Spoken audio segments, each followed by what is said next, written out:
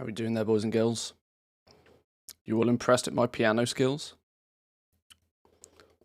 Who can name the game?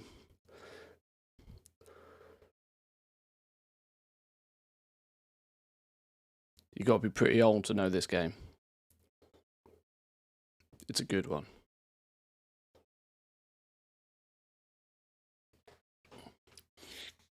How are you all doing, boys and girls? Good morning, good morning, good morning, good afternoon, good evening. Welcome in. Welcome in. This, for reference, was The Sims. The original Sims. Back in olden days. How are we all doing though? Hope we're well. Bit of beta action today, I think. Bit of beta action. There's the new patch, I believe. Let's investigate. Let's load it up all the same. Let's get it loaded whilst we read some patch notes. Damn you for Wowhead baiting us. Yeah, this is why I like to get my news straight from the source where possible. But where's me? Is it this one? No, Kalani, we listened to you yesterday. Let's go for the blue posts.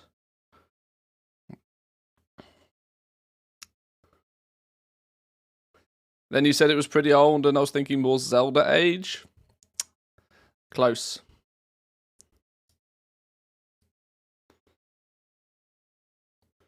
All right, let's take a little bit of a look. Dragondflight beta key giveaways are here. What is this? Dragondflight beta giveaways are here. Read the full article. Thought that's what I clicked on. Dragondflight beta is in full swing, with more opt-in testers joining the test weekly. To help those who have yet to have fortune smile upon them with beta access, we're happy to share we're expanding the number of ways you too can join the ranks of beta testers. For the next several weeks, dozens of your favorite content creators will be providing various ways to access beta keys, with your participation, of course. Whether it's via Twitch chats, Twitter profiles, podcasts, YouTube channels, or other mediums, each one will be giving out their keys for a short time. To make sure you don't miss your chance at securing a beta key of your own, you'll need to check in with the new creators every few days. To stay on top of who is actively participating in these giveaways, check back here on our official news post for updates as we add more creators. Scams galore incoming, I feel. Yeah, very much so. Spoiler alert, I'm not on this list. I'm far too I'm far too small fry to be on this list, unfortunately, but some of the big boys out there, of course, are going to be dishing out beta keys. So if you are there seems to be a heavy emphasis on Twitch here, to be honest. If you are for access to the beta and you do not have it, then certainly check this out. Some of your favorite content creators, Thursday through till Saturday. So starting today. So who's going to be online today? Who's getting keys then? Bunch of people are getting keys, actually, by the looks of things. I mean, Towley, no surprise. There's a lot of this is good. I'm glad to see that they're dishing out some keys to the other language, not just the big name English streamers. I thought Annie Fuchsia more of a D3 player than a WoW one. She's just been around for a while. That's the thing. She's played WoW for years. She's just been around for a long time. Who else we got on this list then? Sunday through till Tuesday. Whole bunch of people. Not a huge amount of names I even recognise, if I'm going to be brutally honest. On the Sunday through till Tuesday shift. Also didn't think that she was that much bigger than you. I mean, Annie, I think she's quite frequently been 500 to 1,000 concurrent viewers, if not even more. So, as regarding to streaming, she's definitely bigger than I am, definitely. And then the Wednesday through till Friday shift next week, there's a bunch of people. Oh, Mr. GM's got himself some beta keys. That's good to see. Preach! That's funny. Looks like he's repaired his he's repaired his bridges with repaired the bridges with Blizzard apparently then. Alter Time as well. Alter Time tends to do a lot of gold making activities, but for the Spanish audience. They've been in contact with me previously to use some of my guides to translate them into Spanish. And I was like, yeah, sure, go ahead. So yeah, there's a couple of people you can go and hopefully pester for some beta keys. Obviously, the bigger names are going to find it a little bit more difficult, but I would definitely go and tap up Mr. GM. How many keys are these people getting to give out, though? Giveaways will continue for several weeks, blah, blah, blah. Okay. Doesn't really say. Cool. I'm a big fan of getting as many people into this beta as quickly as possible, to be honest. Yeah, no Samadan, actually. No Samadan, unfortunately. The downside for Samadan has got to be, though, let's be fair here, that he's not streamed since, like, December. And his video schedule is very few and far between. I don't see Panda on the list either. That's a good point. I don't think he has the best relationship with Blizzard, though, to be honest. He's whilst he's also somebody, he's old school. He's old school as they get. You've got to be pretty old school to remember his public profile before he was Panda, because he also wasn't always Panda.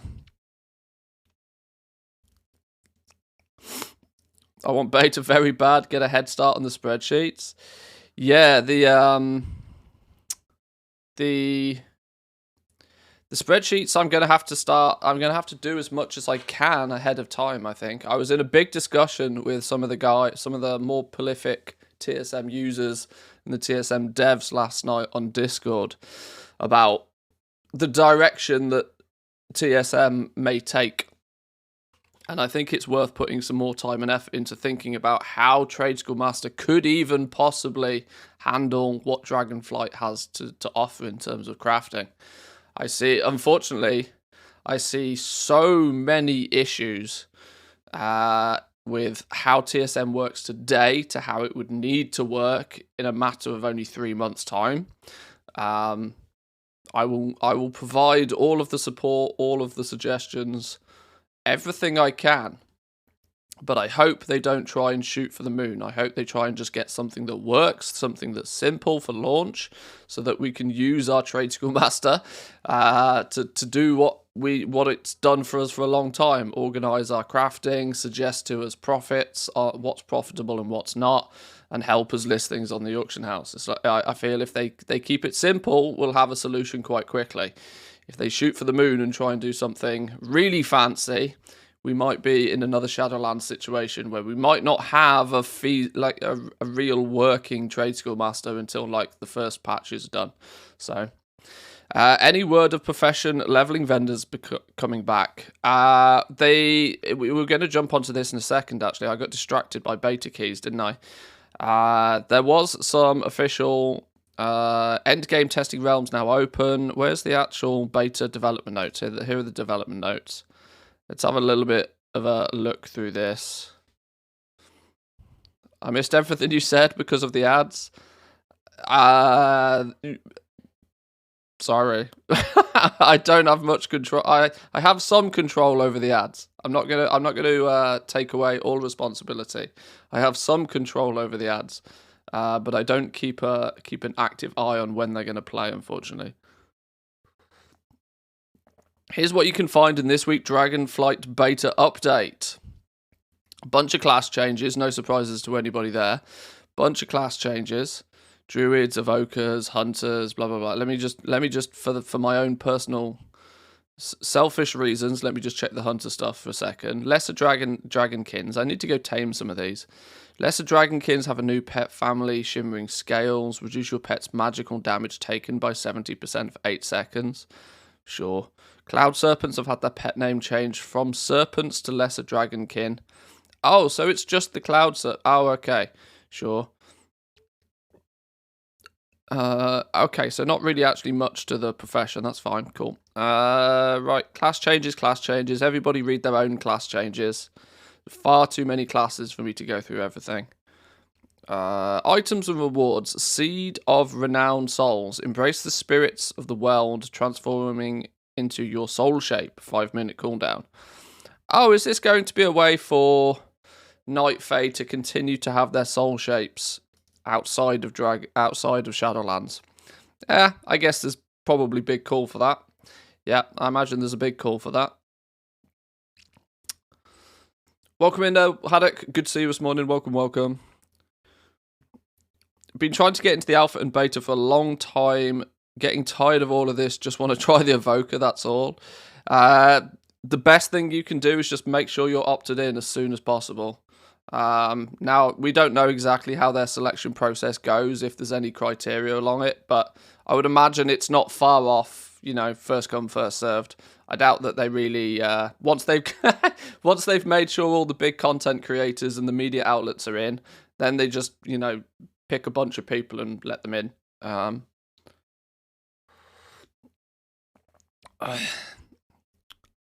Could you just get that stream elements thingy that says when ads are playing, and then when they finish? I'm going to be brutally honest, it sounds remarkably selfish, but I'd rather people just sub, and then the ads go away. Or I'd much prefer if people are subbed to more than a couple of people that they actually investigate Twitch Turbo. I've not seen an advert on Twitch in years because I pay like $10 a month directly to Twitch. Now I know that doesn't, it doesn't directly financially benefit me, but it's the easy way to not ever see a single ad on this platform, and it's highly suggested. This week, though, it appears that the rated solo shuffle is what they want people to be testing. This is probably why that we've got the pre-made level 70s. So in Dragondflight, we're continuing to work on the solo shuffle game mode by upping the stakes and adding the ability for players to earn or lose ratings, similar to our rated battlegrounds and arenas. In this week's PTR and beta build, players will be able to participate in the rated version of solo shuffle.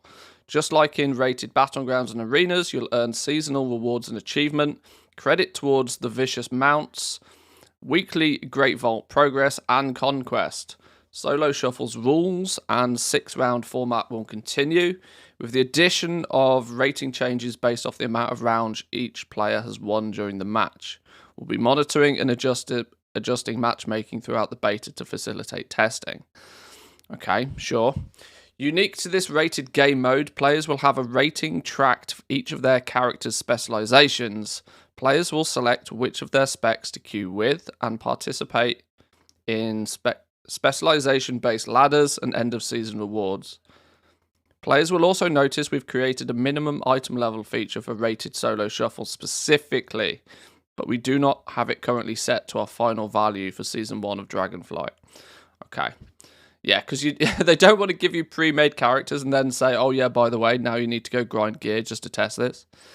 So they've probably dropped the minimum item level requirement for the purpose of testing it. But once the game goes live, you'll probably have to have quite a reasonable set of gear on you to begin with. You're unlikely to be dinging 60 and diving straight into rated solo. Feedback, blah, blah, blah. Okay. A few specific changes for the classes. Professions, crafting stations. Ow. Boo hiss.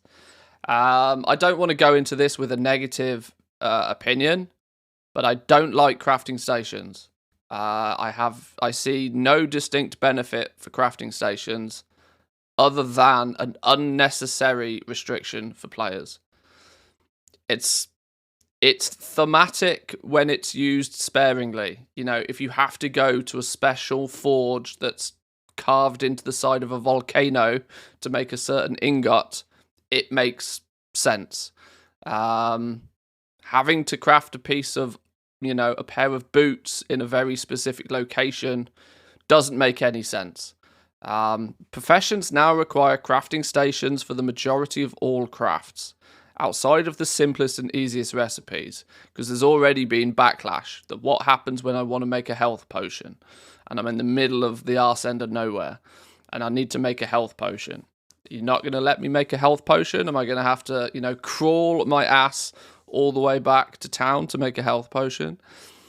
The goal of these stations is to help increase the immersion and fantasy of your chosen profession and enhance the social experience. Nothing about that is fun. Nothing about that is beneficial to the player base. Get rid of it. It's lies. It's a restriction. I don't like it.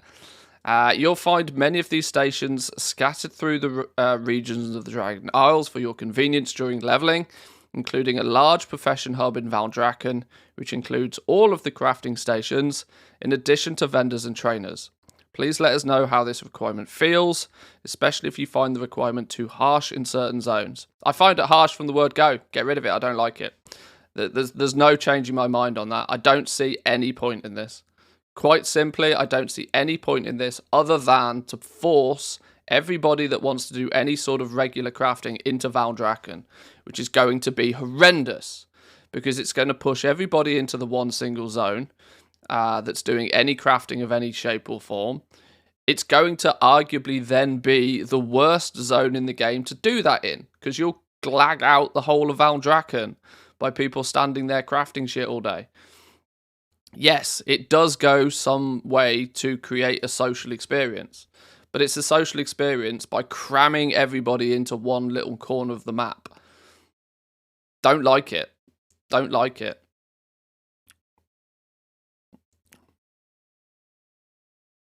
They could add something like super speed if you craft there, but it's bad if people have to be there to make a few pots when they need it.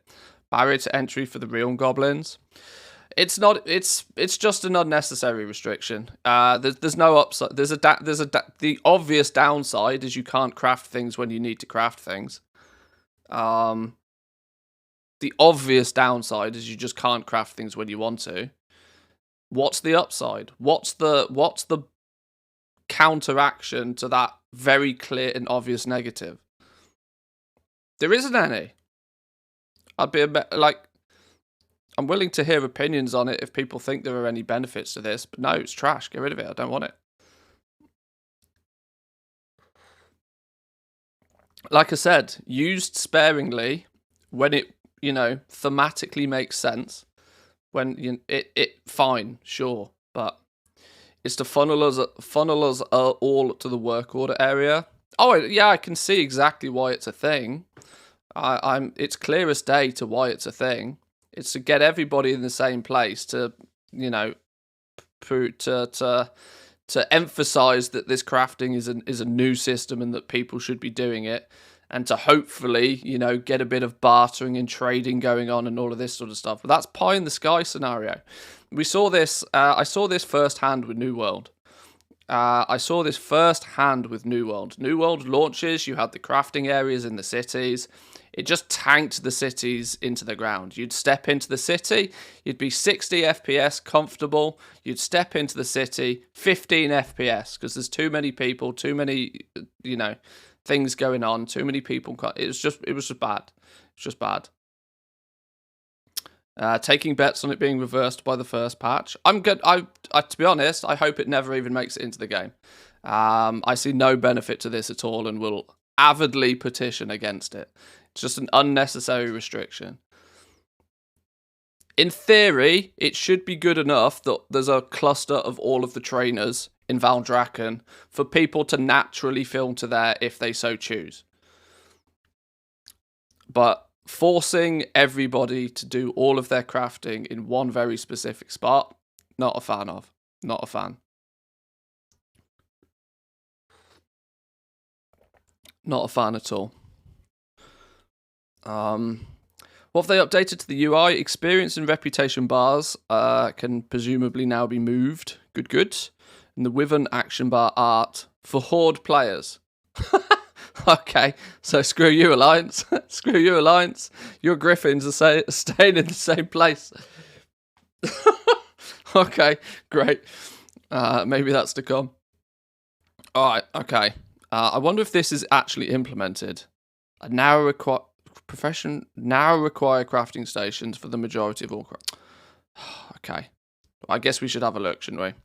I guess we should have a look. Let's dive in and see what's going on.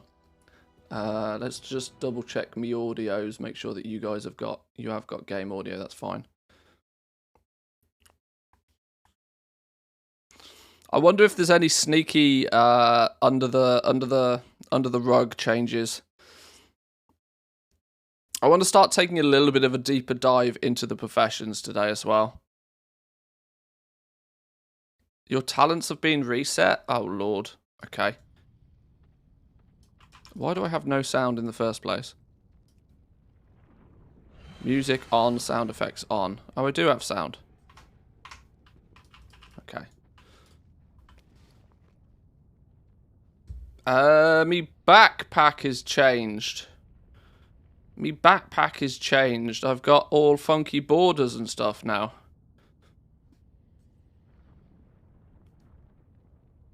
Alright, sure. Oh, yeah, there we go. My experience bar has changed. What else is on here then? The loot window. You must disable open loot window at mouse. Open loot window at mouse in interface to control where the loot window pops up. Oh, clever. Right, okay. Options. Loot. Open loot window at mouse. Switch that off. Yeah, sure. Let's do a reload. Good song, good game. The Last of Us. Yeah, this is a classic.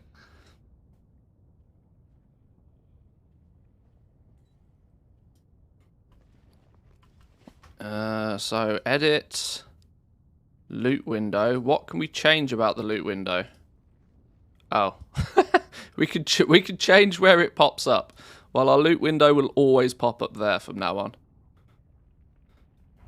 I actually, you know what? I think I actually prefer that. You know, having the loot window being wherever your mouse is. That's been a default feature for a long, long time. And I actually think I prefer my loot window always being in the same place. Then I always know where I'm looking. Because I don't always know where my mouse is. I mean, you should, because it's where you click, but... Can you move where the rep gains appear? What do you mean where the rep gains appear? You've got your experience bar, and in turn your... the tooltips. We can move tooltips as well. Let's put all tooltips under here as well. Tooltips always show up in the same place. Rep bar at the bottom we can now move. Arguably, my rep bar being at the bottom... Oh, apparently I can't move. Hang on. Which one of that is going to be these? None of these. Raid frame, stance bar, pet bar, boss frames. The one I really want to move is this one. I want to move my quests probably all the way up. And then I'm going to put my debuffs and buffs somewhere else. I haven't decided yet. I've got a lot going on over this side and not a lot going on over this side, which is kind of by design, but... Okay, well apparently we can't move the...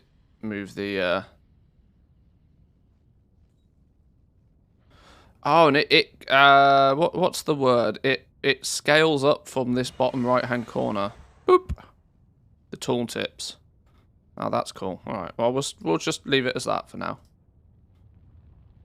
So then all our... Okay. Tooltips for items in bags will always show at the mouse by the looks of things. But if we hover over a fella, the tooltips for, you know, on hover, always here. Sure. I'm sure that will get in the way of something in a minute.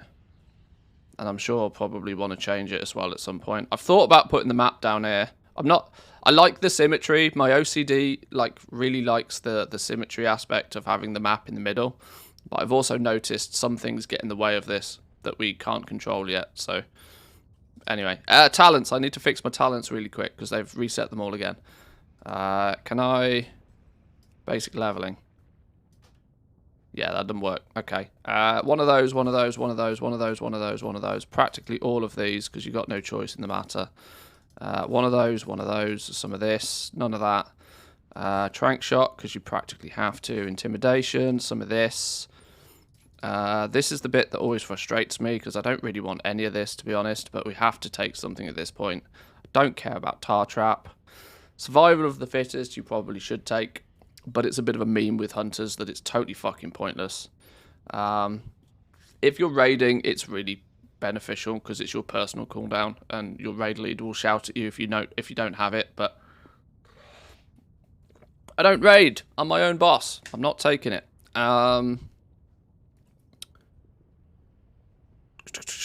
I guess we go for some of this. Then that opens here. Then we get a bunch down here. We can pick ourselves up Stampede because I like Stampede. We go Beastmaster for all of the pets, doing more pet things. Kill Command doing more stuff.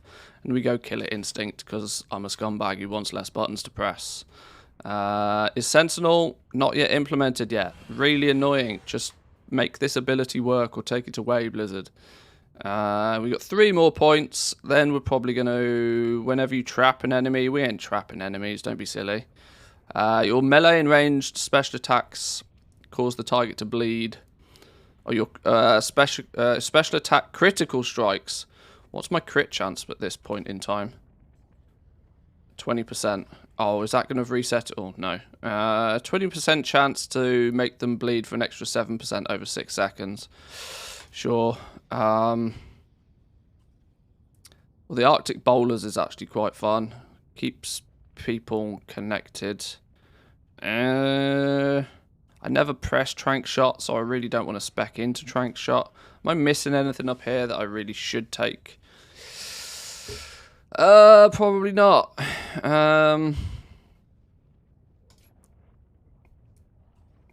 We can get all the way down to here. Serpent Sting and bleed damage increased by 10%. The value we don't even have Serpent Sting. I mean, we could have Serpent Sting. We don't want Serpent Sting though. If you're gonna have crows, I should probably get rid of crows at this point once you're level 70 and all. Oh, I don't know. I don't care so much to think about talents. It's too much like hard work. Let's just take that one. Sure, go. Right, some of this, some of this, some of this, a little bit of that. Definitely some of this, this, this, and this, which means we go this way. We have some more of this. We go Stomp. We go some Barbed Wrath. Put as many points as we can in this direction. Pet does more pet things. Barb Shot does more barb shot things. We then pick up crows because crows is fun. Kill Cleave is always fun. Let's go as far down here as we can. Let's pick up probably Lilac Stalkers, I guess. Yeah, more critical damage. Sure, why not? Then we're going to go some of this, and then some of that. And there's all our points. Go. Genius. Just like that. And all my buttons should be in the right place. Why does me call pet button not work? You do not have a pet to summon? What?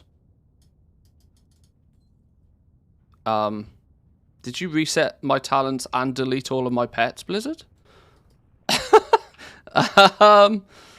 Hello? Okay. That button's just broken.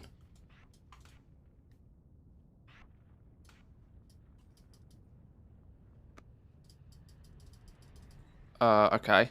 That's odd. Let's do a reload just in case it's because we did talent stuff. Okay.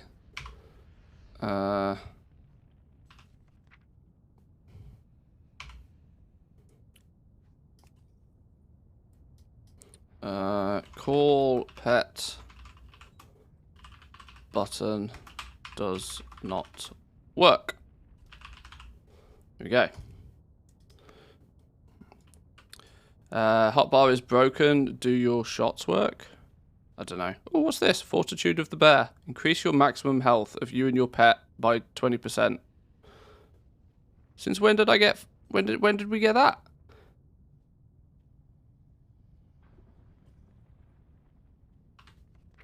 Me pet's got new abilities. Tenacity ability. Okay, cool. As long as I've still got the spirit mend ability, that's good. Alright, sure. Things are changing every day. Blizzard saw your pet die yesterday, thought you might need it. My pet dies all the time. My pet dies all the time. In game, at least, I'm a terrible pet owner. IRL, I'm the, oh, what's this fancy icon? River mouth fishing hole. The Tuskars have noticed that fish are very active in this area. Rich, 125% chance to find ominous conches. 125% chance to find rare schools of fish. Nets can be set. Oh! That's quite cool. Is this because we've unlocked some... Oh! Check it out. New UI. Fancy. We like a lot. We like a lot. Still opens up the same window. This is still work in progress. Art team doing bits again, look. Dragon Scale Expedition, then you get your renown tree thing. Ooh, me likey. So, is this because our Tuskars have now... We unlocked this one, which was fishing holes. The ability to find rare fish pools in unique fishing holes around the Dragon Isles that also for their great bounty of activities. And some cooking supplies, okay. Cool. Has the profession window changed? No. Still work in progress on this one. Oh. They've taken away the X, though. How do you close it? How do you close it? I mean, I can press escape. But they've taken away the cross. They've taken... What? Why did they do that? Once you're in, boys and girls. There's no backing out. There's no backing out. You've got to physically press escape. You can't click to close your window. That's got to be an oversight, surely.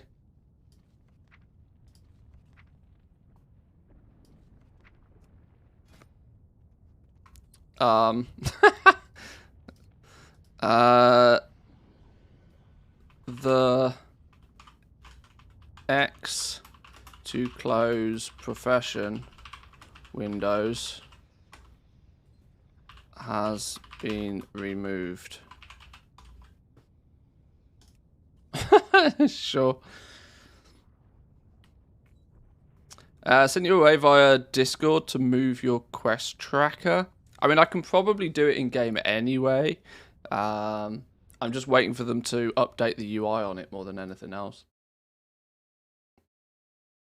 Yeah. There's a bunch of add-ons that can allow you to move stuff like that. I'm aware of those. I'm trying to do as little by the use of add-ons as possible. Got to get those nets so we can see how much and what they fish up. Yeah. Right. Let's go and explore these. I'm intrigued to see what's going on then with these crafting tables. Do they show the crafting tables on the mini-map? What's this big-ass symbol that's kind of there but not there? 3 Primal Chaos.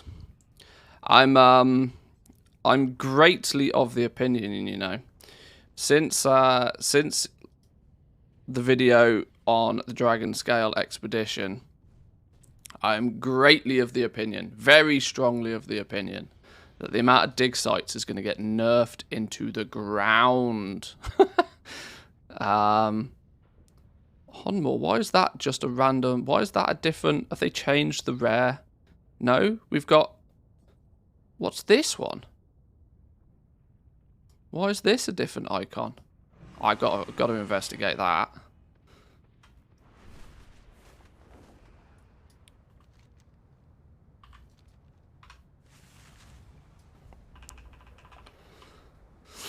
Can we expect updated guides on the professions from you? Absolutely. You can bet money on it.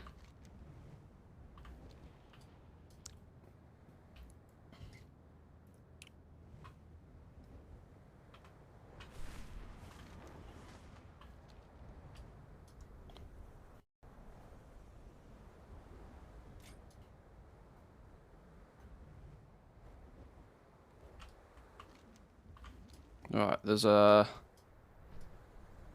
different icon here for a rare, which has intrigued me. Oh, you're still further down here somewhere. Where have you gone? Hello? Can't get much lower than this. You in this cave? You're in this cave. Hey up. There's loads of people chilling here. What's this then? He's a big dude. He's hiding a treasure, an expedition scout pack. With 3 can we do it with 3? We can do it with 3. This flipping button not working is going to drive me. This is such a crucial button for me as well.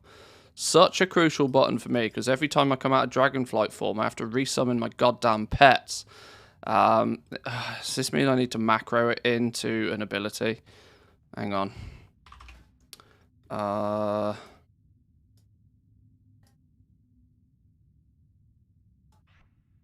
Let me just replace that then.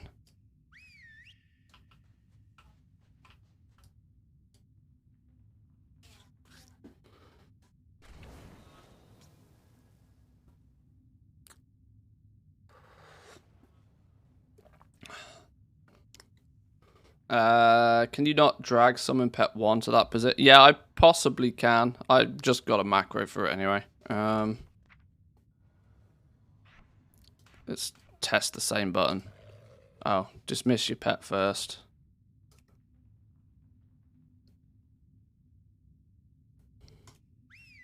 Yeah, yeah, there we go. That works. That works. Can I do a sneaky and get that expedition pack?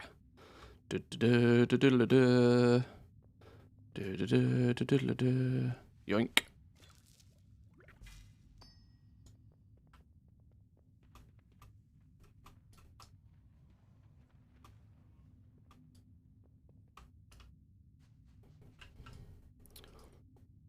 I wonder if this dude is going to have any like fancy loot or something. Boys and girls who have beta access, come head over to the north of the Anaran Plains and we'll try and pew this big fella. He's got 4.5 million health though, so. Map at the centre's nice, but forces you to use very far camera. I have my camera on max distance anyway, always have done. But you are right, yeah. If you tend to play a little bit more zoomed in, it does start to have.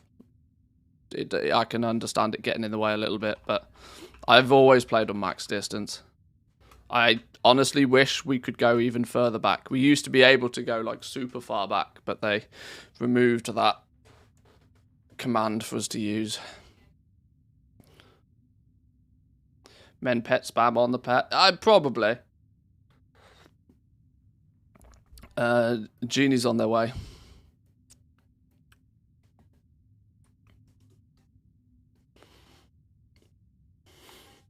Never really understood why they did that. It's simply just a bit like in terms of raiding and stuff, it was causing issues. The arenas that when they're developing a raid encounter, they tend to consider the arena and how the architecture around it is done. And if you're zooming out too far, you start getting this really weird camera movement that they were trying to avoid, which is why they locked the camera to only be a certain distance away for everybody. Can you export your UI settings from the beta to launch to save you redoing all the settings again? In theory, you probably could, because you can go into edit mode and you can share it, so you can export it, which just gives you a string, which in theory that string you can then import onto the retail version. I would guess.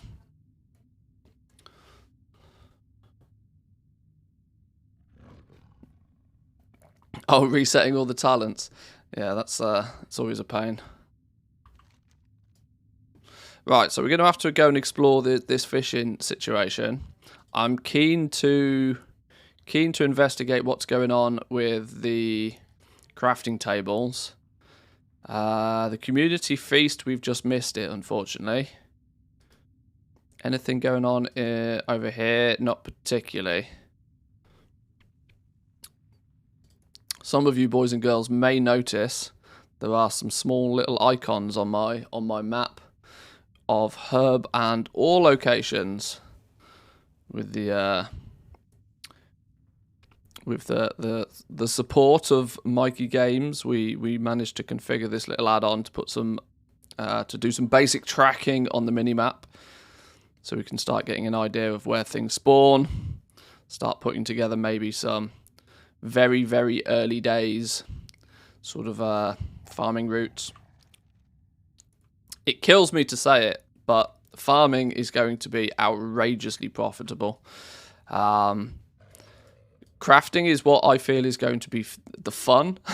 Crafting is going to be fun, but it's not going to be too profitable. Not unless you're going hardcore and you get things first. Like gathering, on the other hand, oh my days. Gathering is going to be outrageous in the first couple of weeks. Even more so than it usually is. Simply for the fact that there's just a much longer progression line with gathering. Previously, within half an hour of you picking up a gathering profession, you've picked up enough stuff and you're at max level. And everybody gets to that max level really quickly. And then it's all about optimizing your route and getting places faster and picking up more stuff. In Dragondflight, though, no. You know, everybody will gather a bunch of stuff and then they'll hit this wall that then is just incrementally gets better and better and better over time, incrementally in a fashion that you can't really control without just spending hours and hours and hours and hours and hours gathering. So the people that do really go ham with gathering at the beginning of the expansion are going to make out like bandits. Actual bandits. You're going to be gathering with your dragon or your normal mounts in Dragonflight. Dragon mount.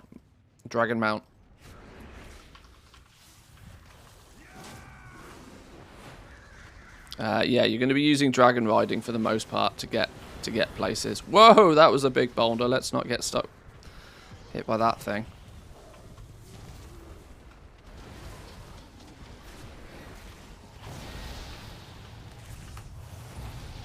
I can't move from that. Oh, geniuses. Hello? Why does my disengage not work? I don't know.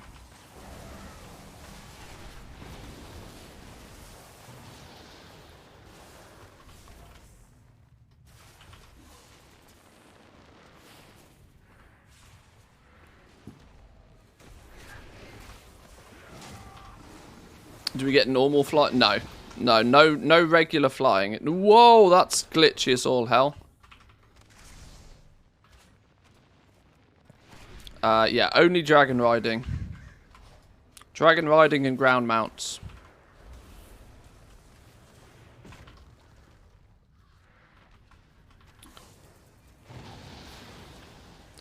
To be honest though, you can, at least in short blasts, do more fancy things and get places faster with the dragon riding in short blasts anyway, which tends to be, you know, how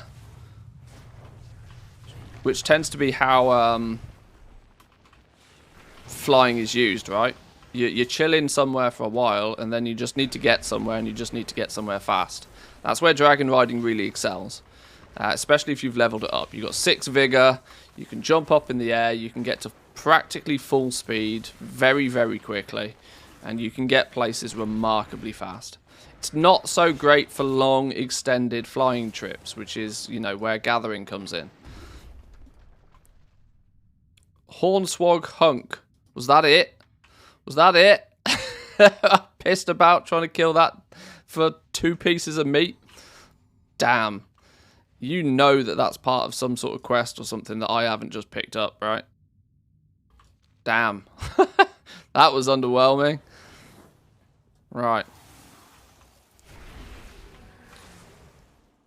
The return of elites that drop feck all. Yeah, yeah, very much so. Absolutely diddly squat. Also referred to as Sweet FA. Right. Oh yeah, I wanted to investigate these crafting tables. Let's head over to Valdrakken. My Hearthstone's set there, so I can quickly get there. How we doing, Sushi Man? Welcome in. Good to see you this morning.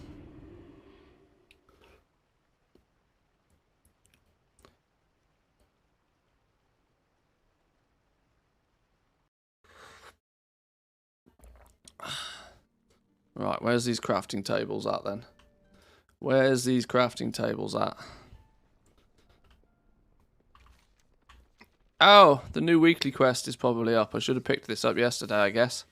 After stream yesterday, I was really busy IRL. I didn't get much time to actually play the game. And then I got caught in a long conversation with some guys on Twitter. And then the beta went down, so I was slightly restricted. It's just going to be the same, making a name. This is just going to be your weekly quest. Grind out 3,000 rep. I can do this in about 10 minutes. You can do this in about 10 minutes with Dragon Scale Expedition. Once you've got it leveled. It's no biggie. Alright, crafting tables are going to be down here. Is it just going to be these things? So that you have to be knocking about around here to craft things? Scribe, drafting table. Scribe, drafting table. Alchemist lab bench. Alchemist lab bench. Yeah, so... yeah. All they've done is just turned them on. They've been there for a while.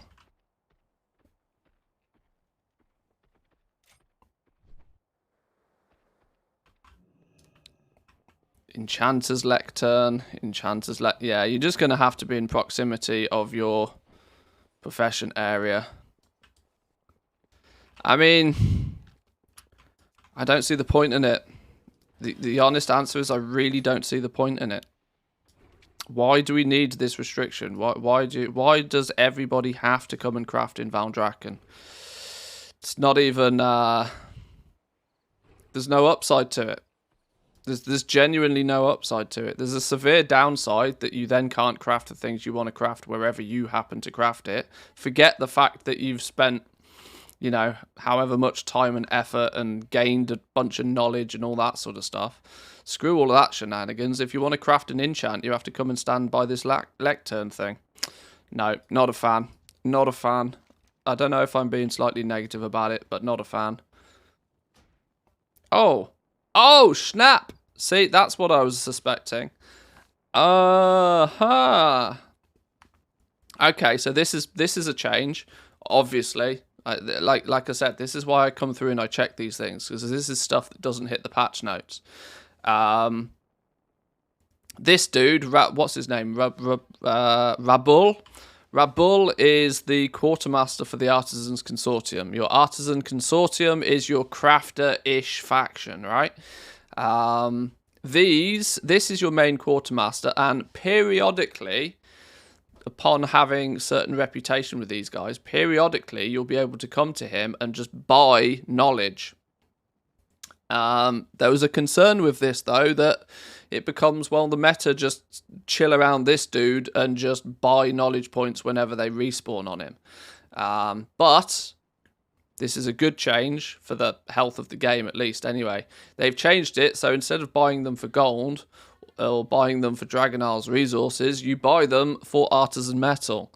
Artisan Metal, of which still is a bit of a mystery to me. It's still a bit of a mystery because it's a bind-on pickup, limited quantity material that doesn't really seem to seem to come from anywhere. It's very, very hard to come by, at least at this point. It's blatantly that the main mechanic for it has not been implemented. But if you read the tooltip, it does give you a bit of a hint. A mystery of the Dragon Isles, this reagent coalesces each time you gain more profession knowledge. So this kind of, I mean, it's hard to say, but you may just get one Artisan's Metal every time you get a knowledge point. And then once you've got 20, you can come and buy one extra. Is it like a get 20, get one free? I don't know.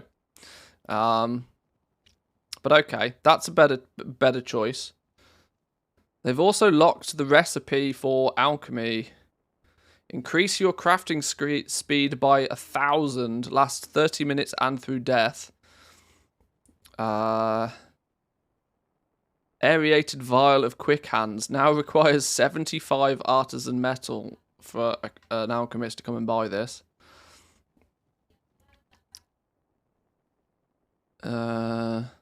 Place a sign so everybody can know where all the best goods are sold. 1 hour cooldown.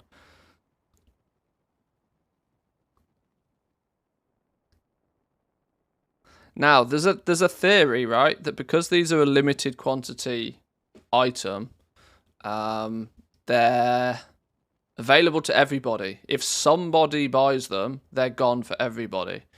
So whilst you see lots of them on this vendor right now, let's not forget it's beta. And the reason there's lots of them right now is because, well, there's, you know, nobody doing that stuff. But once the game goes live, there'll be 10, 20... Oh, okay, or maybe not. Maybe not. Let's try that again.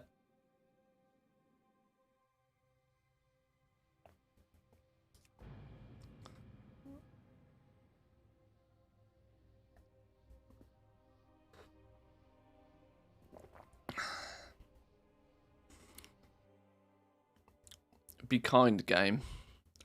Don't be mean. Oh, okay. Sure. Let's mosey on back over this way then. Wow, the servers died. Boy, did the servers die there.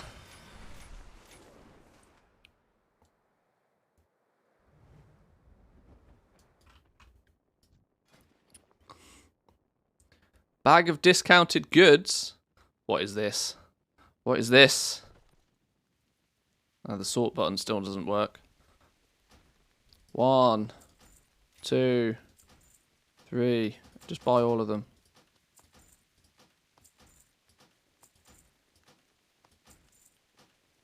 Snooze, you lose. What's in the bag of discounted goods?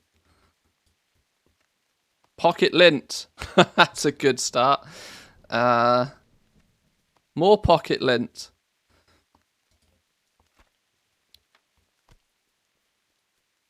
Miscellaneous items that didn't sell on the market. Fireworks, rocket lint. Are these just...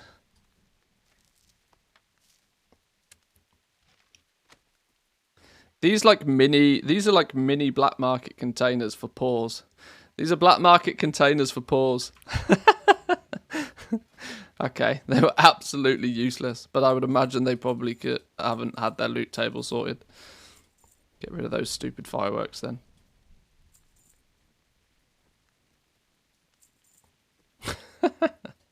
Sure.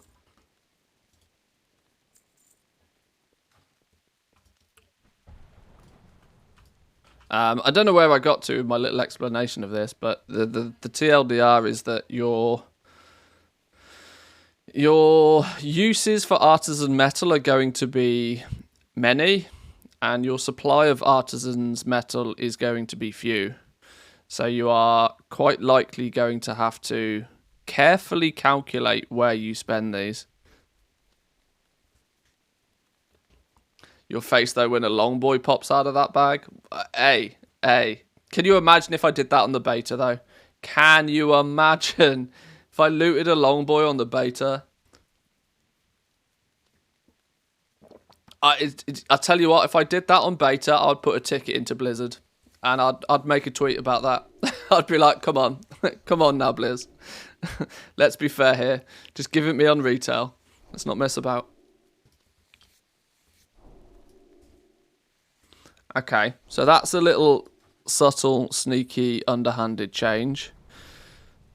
Does that mean that this is any different?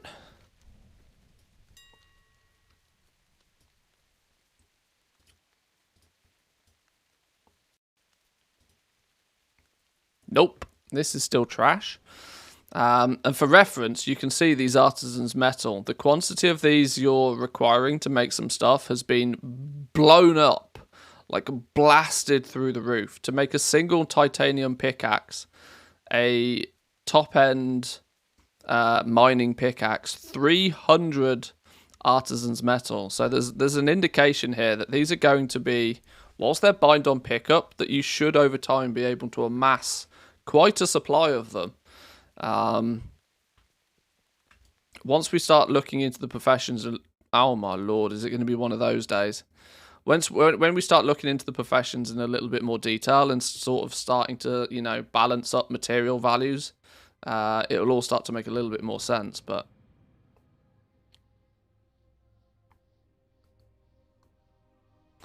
does look like they upped the material cost of everything. In not this patch just happened, the one last week, they did seemingly a first run at a material pass, and a whole bunch of things got updated.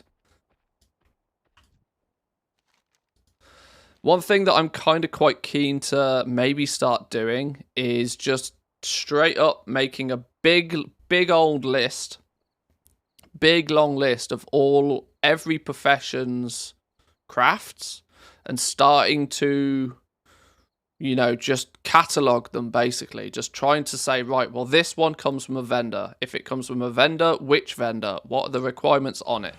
This pattern, oh my lord.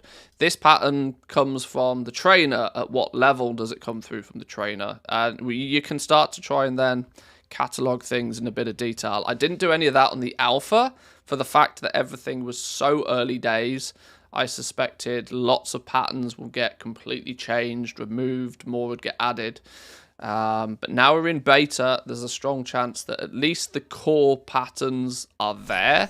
And if we start cataloging it and tracking what comes from where and how much it costs and do you need to grind a reputation to get it, if we start working all of that sort of stuff out, once we've got the core list in place, it's easy whenever some changes are made to dip in and just change a few things. Leveled Enchanting to 13 just from disenchanting gear so far. Well, that's good. That's good. That's good. I might then. Can I? I probably can. I can. Probably. Should we give Enchanting a little bit more love? We can give Enchanting a little bit more love, I guess. I've got a bunch of stuff I can hopefully disenchant. I'm just wondering how worthwhile it is right now. Let me log on to my other character.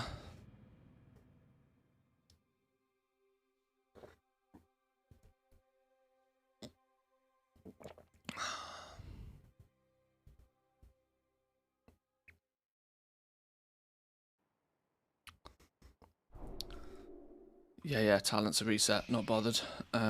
Do I have flight points to Valdraken on this dude? No. It's not a problem, we can get there manually.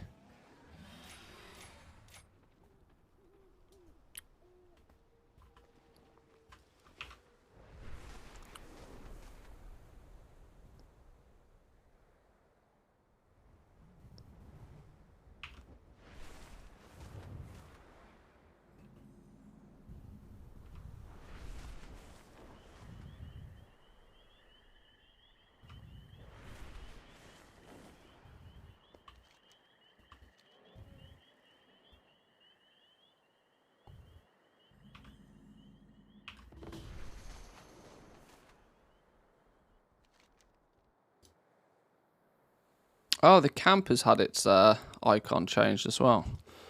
That's handy.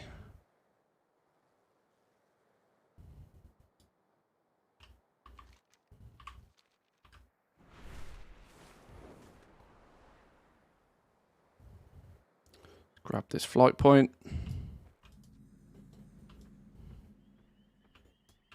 Right, if I need to get over to there, let's just save up a few vigor points and we can do it in one blast. This dude is just a random character I leveled up into the zone. I can pick up, probably pick up Enchanting on this dude to try and disenchant some stuff and just see the spec trees, if nothing else.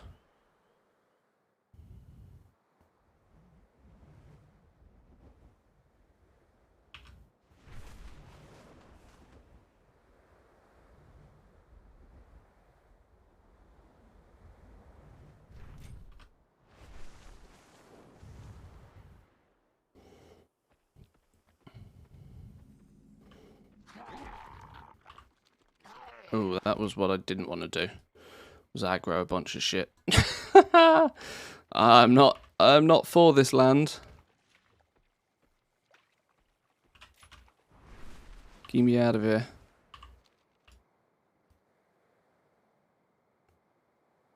One day I'll learn how to dragon ride properly. There are already quite clearly some pros out there that seemingly don't seem to care about vigor because they somehow manage to just end up having more of it than they ever need, using the momentum system to their advantage. I, on the other hand, do not have the brain capacity to figure that one out. How do I get where I'm trying to go?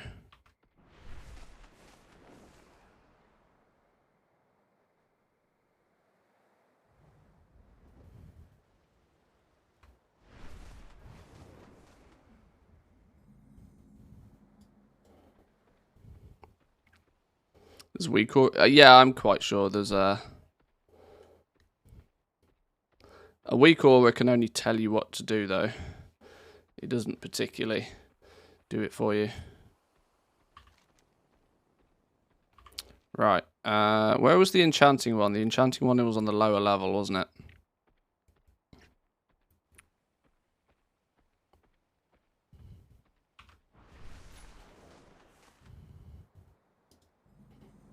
Okay, that wasn't quite as high as I expected it to be.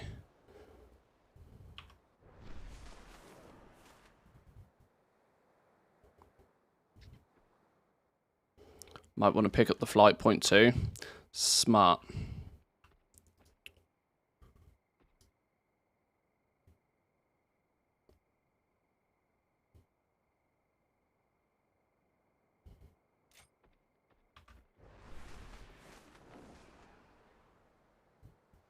That'll do.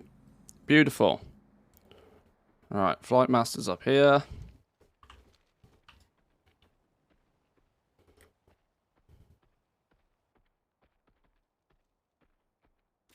Game's running like a dog, though. I don't know what they've done to the alpha. Beta, sorry. It's running real bad.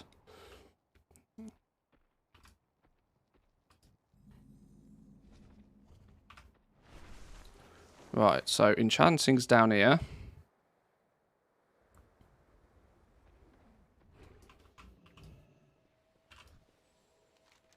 Train me.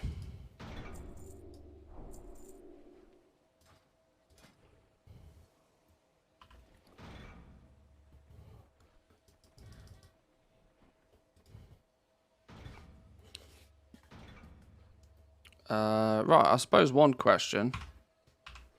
Can we disenchant any of this? No.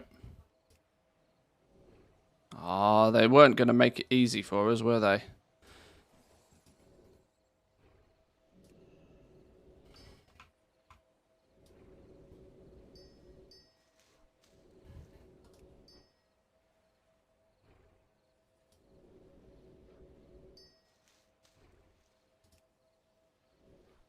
Oh, that's a potion. That's me trying to disenchant potions. That's not going to work. Oh. Apparently I can't disenchant that one either. Or that one. Or that one. Hey, hang on. Hang on. Hang on. Hang on. No chromatic dust. Ah, what a shit show. What a shit show.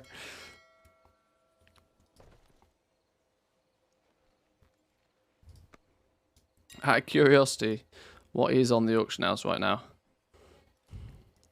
Big old bunch of nothing. Big old bunch of nothing. Armor, go. Why are people doing this? Why are people not trying to help other people out here? Why are people doing this?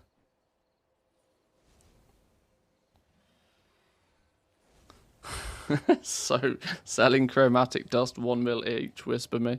Yeah. What I should have is a bunch of BOEs on another character I can send over.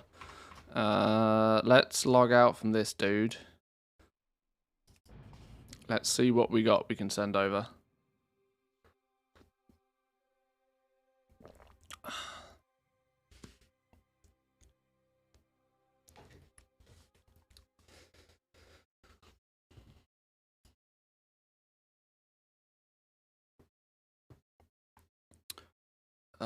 Right, mailbox.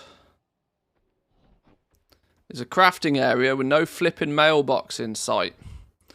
That's, apart from the Katie stamp whistle that's conveniently located here. Right. Open all.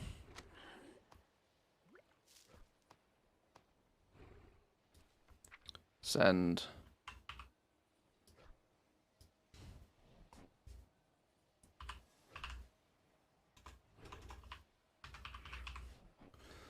So, one of those, one of those, one of those, one of those, one of those, one of those. Why? Okay, that doesn't make sense. That's soulbound, soulbound. One of those. One of those, one of those. Soulbound. One of those. And one of those. Can't mail soulbound. Oh, soulbound, okay.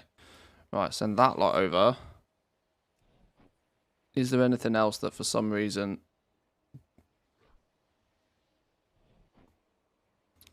Soulbound. Bunch of it is obviously going to be soulbound due to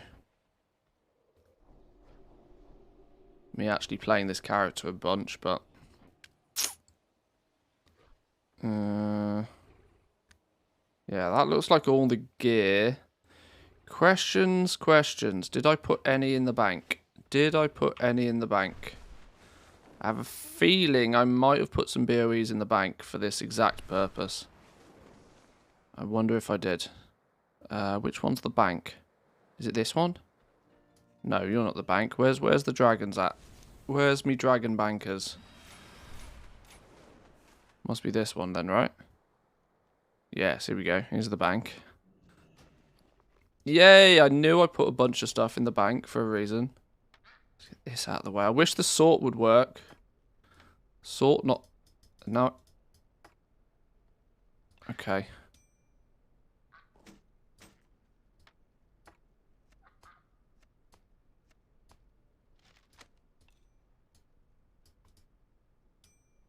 Don't move. Okay, not moving. This is a robbery.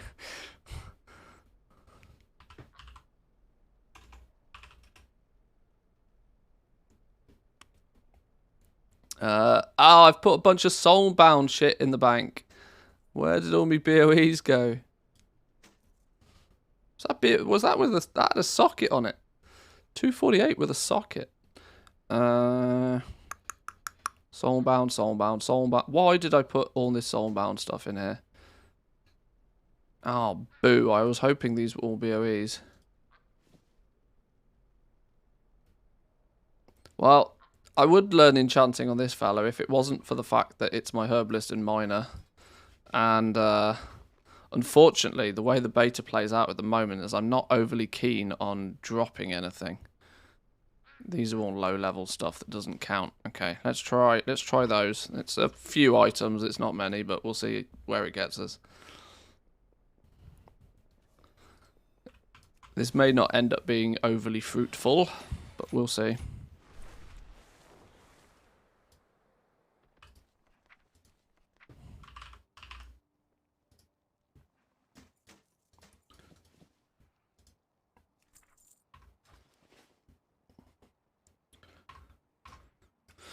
Right, let's try.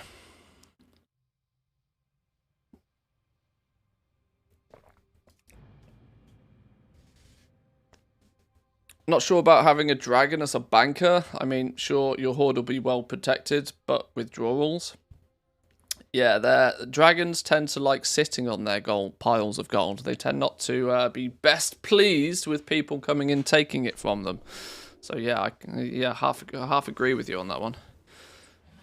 Bit of a dangerous game to play, isn't it? Really, having a dragon as your banker.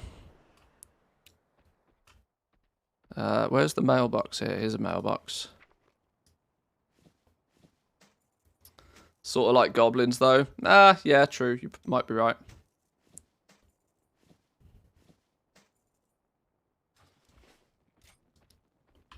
Right, let's get this lot disenchanted and see what we can do.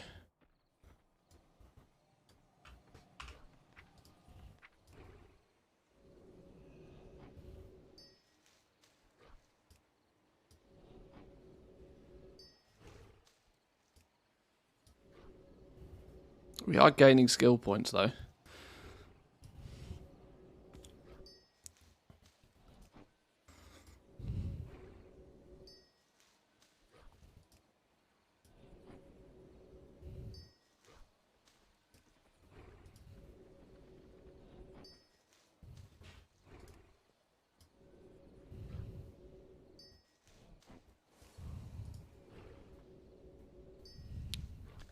Your horde?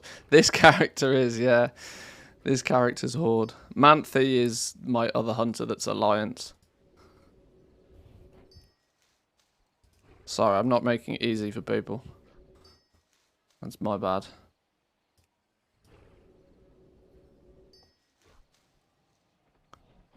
Right, 15 skill points. Do we reckon we're going to get any more points for disenchanting? Probably not. Where's me trainer gone? Teach me some things.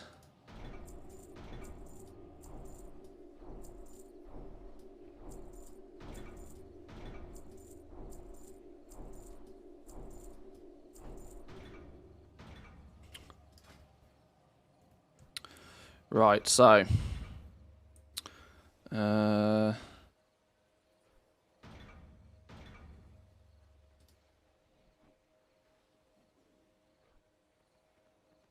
Oh, I need a ruined enchanting rod. Ruined draconium rod. Serves as an enchanted rod. What if I don't have a ruined enchanted rod? Oh, this has not been very well thought out. What's going on here? Oh God. It's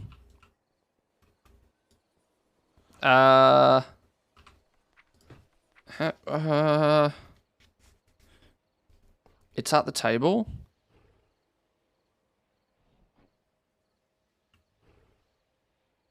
Does the table just act as one, does it?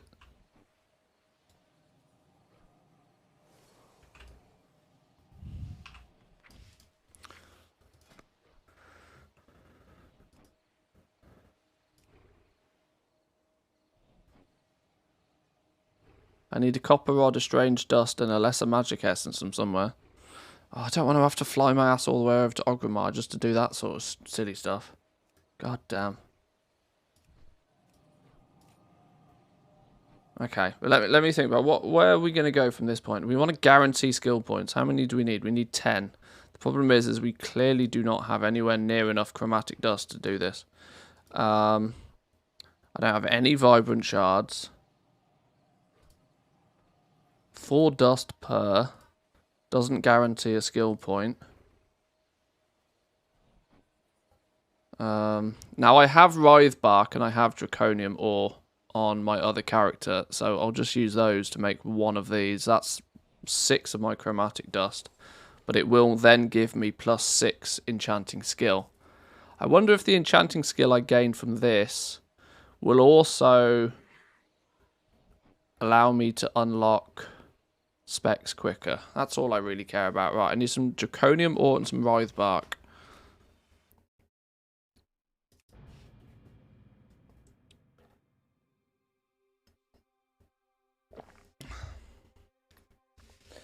And they say testing on the beta's easy. What do they know? Lies, I tell you.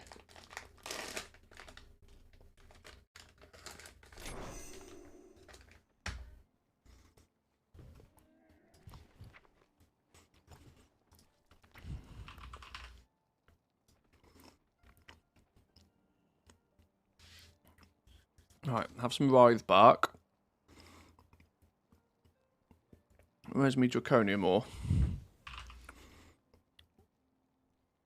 Not me good stuff. Where's the basic stuff gone? There's the basic stuff. I only needed like, well, let's just send 10 because I can't remember how many I needed.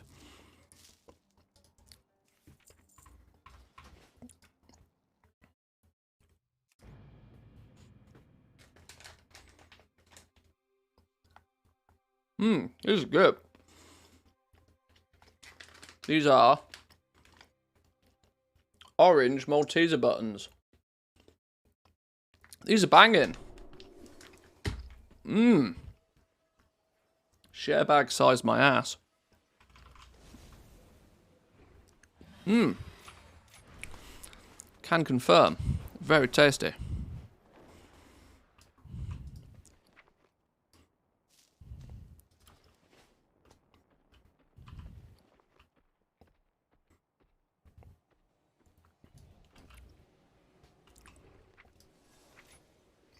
Enchanting. Ruined Draconium Rod. Right, give me one of those. How can we customize it? Oh, you can use Missive of Inspiration, Missive of Crafting Speed, Draconic Missive of Resourcefulness. Now, I didn't know that those missives were a thing. They're new.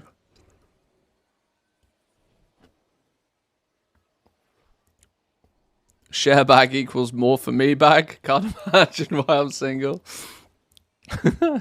Get off my chocolates. Get your own.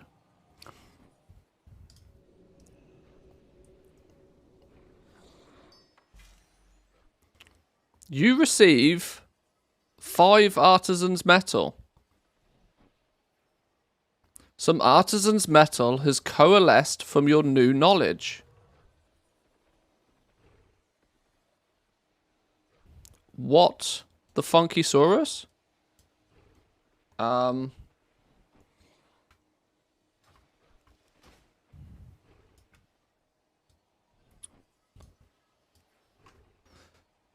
Your first time crafting this recipe has taught you something new. Some Artisan's Metal has coalesced from your new knowledge. You receive 5 Artisan's Metal.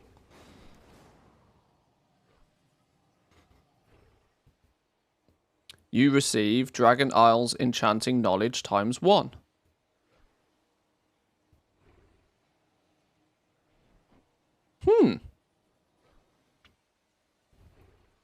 Does this lead me to believe that you're now going to be heavily incentivized with the addition of Artisan's Metal to just craft up one of everything? Is there a first time craft bonus on everything?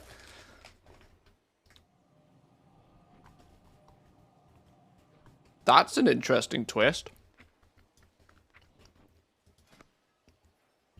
Okay. I can see why they want us to test this in detail, but under controlled circumstances. Alright, let me equip said rod. We're at, what we at now? 16 skill. We got multi-craft on our rod. 16 plus 6.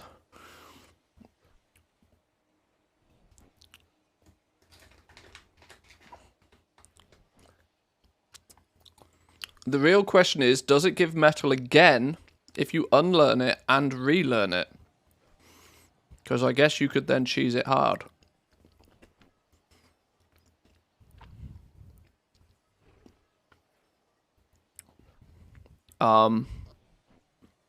That's a good question.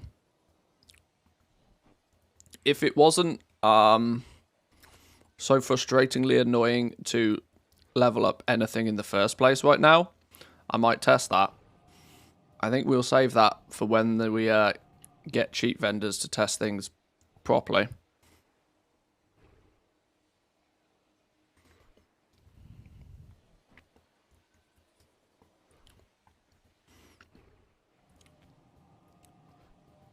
At a fundamental level, though, now, I need to somehow turn 18 Chromatic Dust into 9 skill points. I'm not sure how that's possible.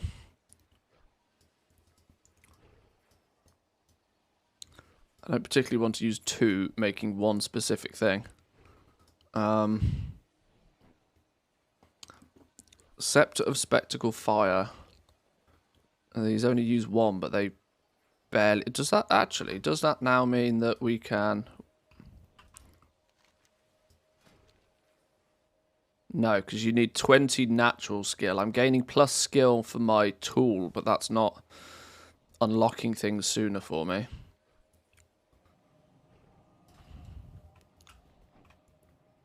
Okay. Well, the reality of the fact here, I think, is quite simple. We do not have enough dust.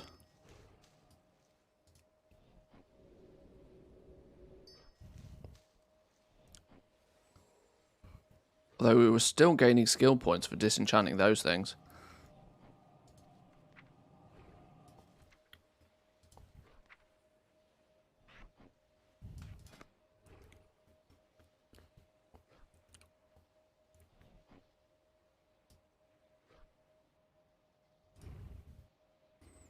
Oh, I don't have enchant vellums. Is there a proper vendor around here that sells shit? Leatherworking supplies. Where's...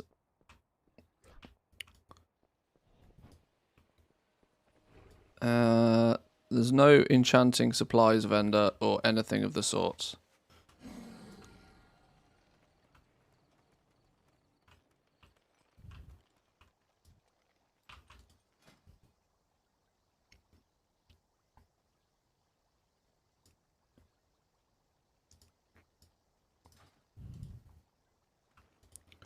General goods. General goods. Here we go. We'll have a few of those, please.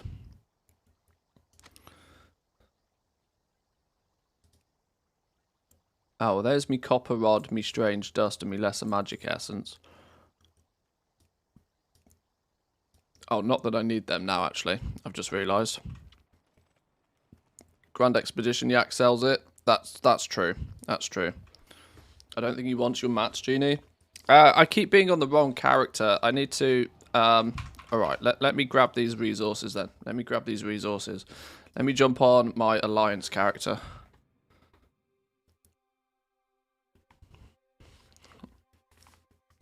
I'm all for free mats, don't worry. I'm all for free materials.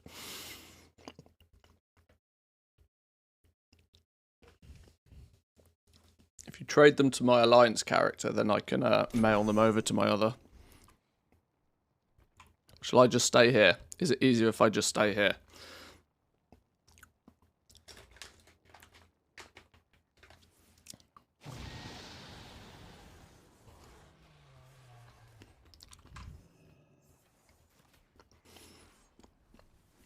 Get off, you dragon. So demanding. Unbelievable. Says I'm already trading. Okay. You are busy right now. You're broken. Oh dear. Get off your trial account, you poor. Unbelievable. Between your own characters, yeah, you can freely mail stuff from one faction to another now. Between your own, busy with a robbery, yeah, exactly. That'll teach you.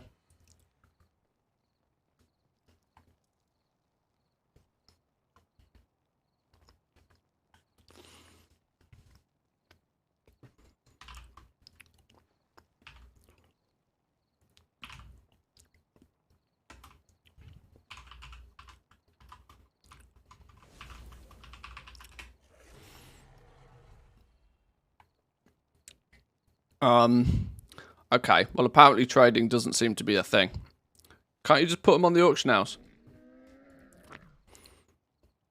Oh, but if you put them on the auction house, I can buy them and I'll get them instantly, right?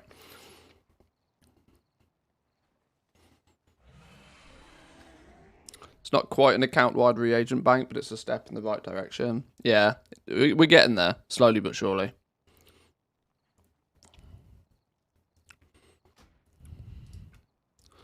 Put this window back down here. Back down here. I'm not so much of a fan of having the chat channel publicly being streamed. I have no way to moderate it.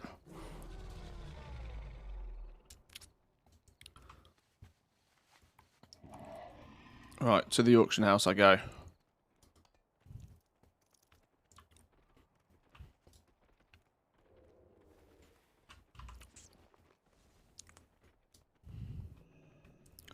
Right, let's try this way. You need to be closer to interact to that target. Alright. I'll interact with this one. Is it called Chromatic Dust?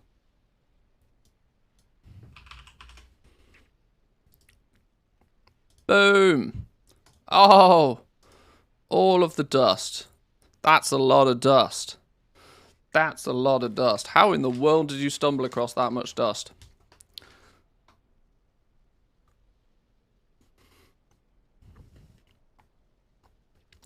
Thank you, thank you. Appreciate. Oh, I could have done this on my other character, couldn't I? Oh, you got crystals? No.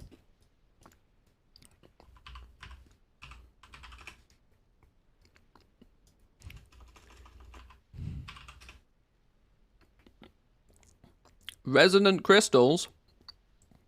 Hang on. What's the one I'm meant to be buying? Vibrant crystal.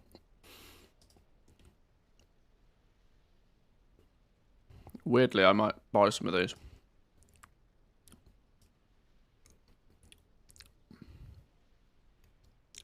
I love the Corthite crystals, by the way. Oh, is it called shard? Vibrant shards, there we go. Appreciates. Got 9 crystals, be ready.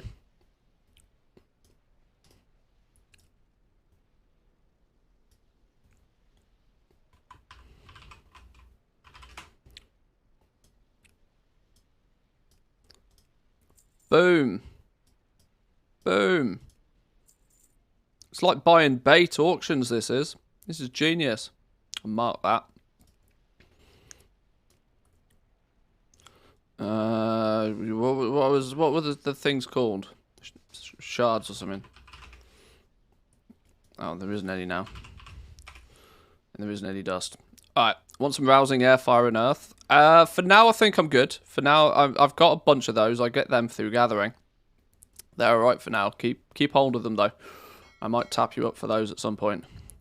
Let me see what we can do then with enchanting on this. Let's grab all of that lot. Yoink. Send to Hunterman. Some resonant crystals, some vibrant shards. Where did the dust go? There it is. Boom. Bunch of dusts. We did it, chat. We did it. Maybe I should send over, for the purpose of testing, all of this rousing frost, this rousing earth. I don't know. Just all of it, I suppose. Just whatever, in case it's needed. Yep, that'll do. Boom. Right, let's see what we can do with that lot then. Watch vendors get added back in tomorrow. Always the way. Always the way, you know. Always the way.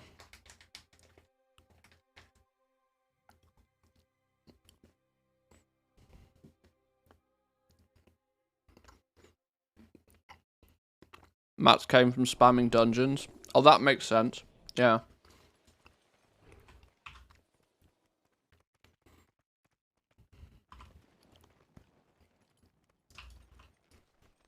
Right, okay.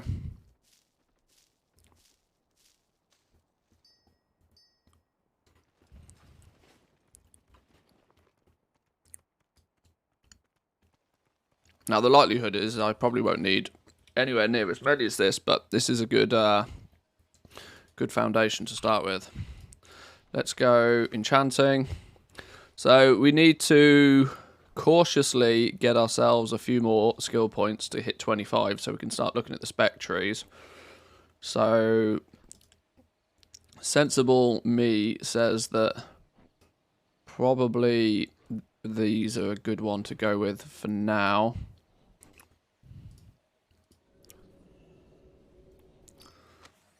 Not guaranteed skill points, but nearly guaranteed skill points. Skill 20. 20, they've gone green. Okay. Touch risky doing it when they're green. Maybe we have to do 5 points using 5 of our shards, maybe.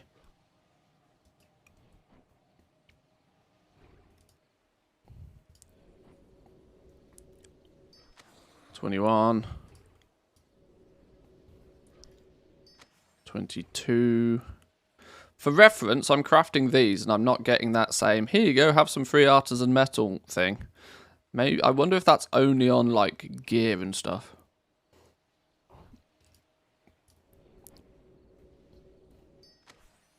$23. Go on, 2 for 2. You want to.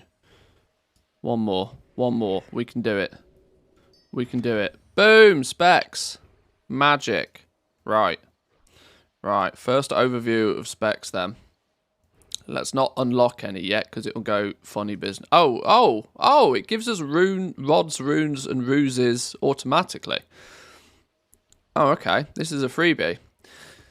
Specialise in mastering your tools and researching the mysteries of enchanting in the Dragon Isles. So, improve at utilising your tool and reagents effectively and efficiently, gaining +1 skill point in this specialisation. After 5, you will gain +5 skill when making enchants. Alright, sure. So there's no starting node here for unlocking it because they give it to you for free. But you gain 1 skill point every time you put some knowledge in it. I've gained a knowledge point. Oh yeah, I gained a knowledge point from crafting that thing earlier. Every X amount of skills, maybe, at which skill you got the mantle. It was the very first time I crafted anything. I'd done a bit of disenchanting. I don't know, you might need to check the VOD on that one, I can't remember. But okay, this is pretty simple. Plus skill when making enchants, learn a subspec, plus skill, learn a subspec, plus crafting speed when making enchants, learn a subspec, plus 5 skill when making enchants, plus 10 skill when making enchants, and learn the final spec.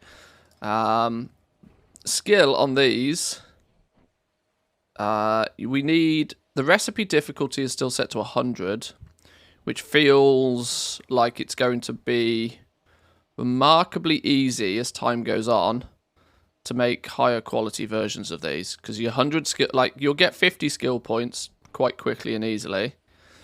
You'll have to start grinding to get from 50 to 100, but it's not going to take a monstrous effort to get that first 100 skill points, which means even your basic enchants, you're going to be mastering these really quite quickly, I reckon. Are these all skill of 100? These are all skill of 100. 150 on this thing, but it's a rod. It's not having the X is going to frustrate me. Let's pick up these as well. on. Was there something else there? Did I miss one? No, that was it.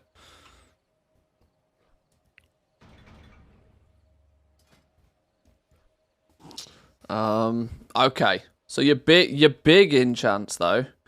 Your big enchants.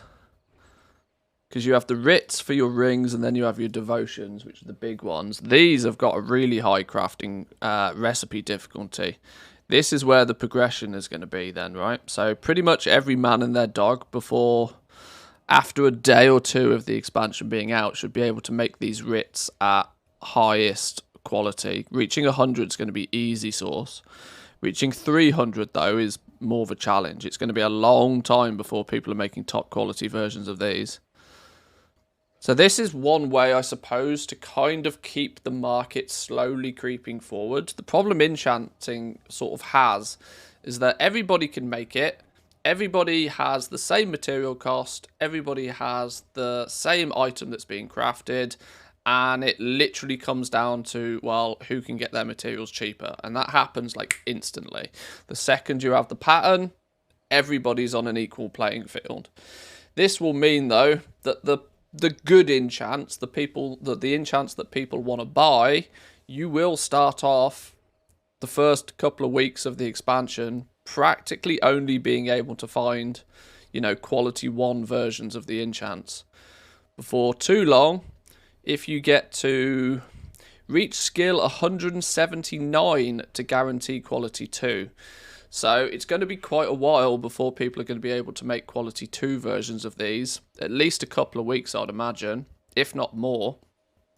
And then you've got to trundle your way all the way to 300 recipe skill before you'll be making the top quality ones. So there'll be this constant chasing of skill points to do your absolute best to push this forward.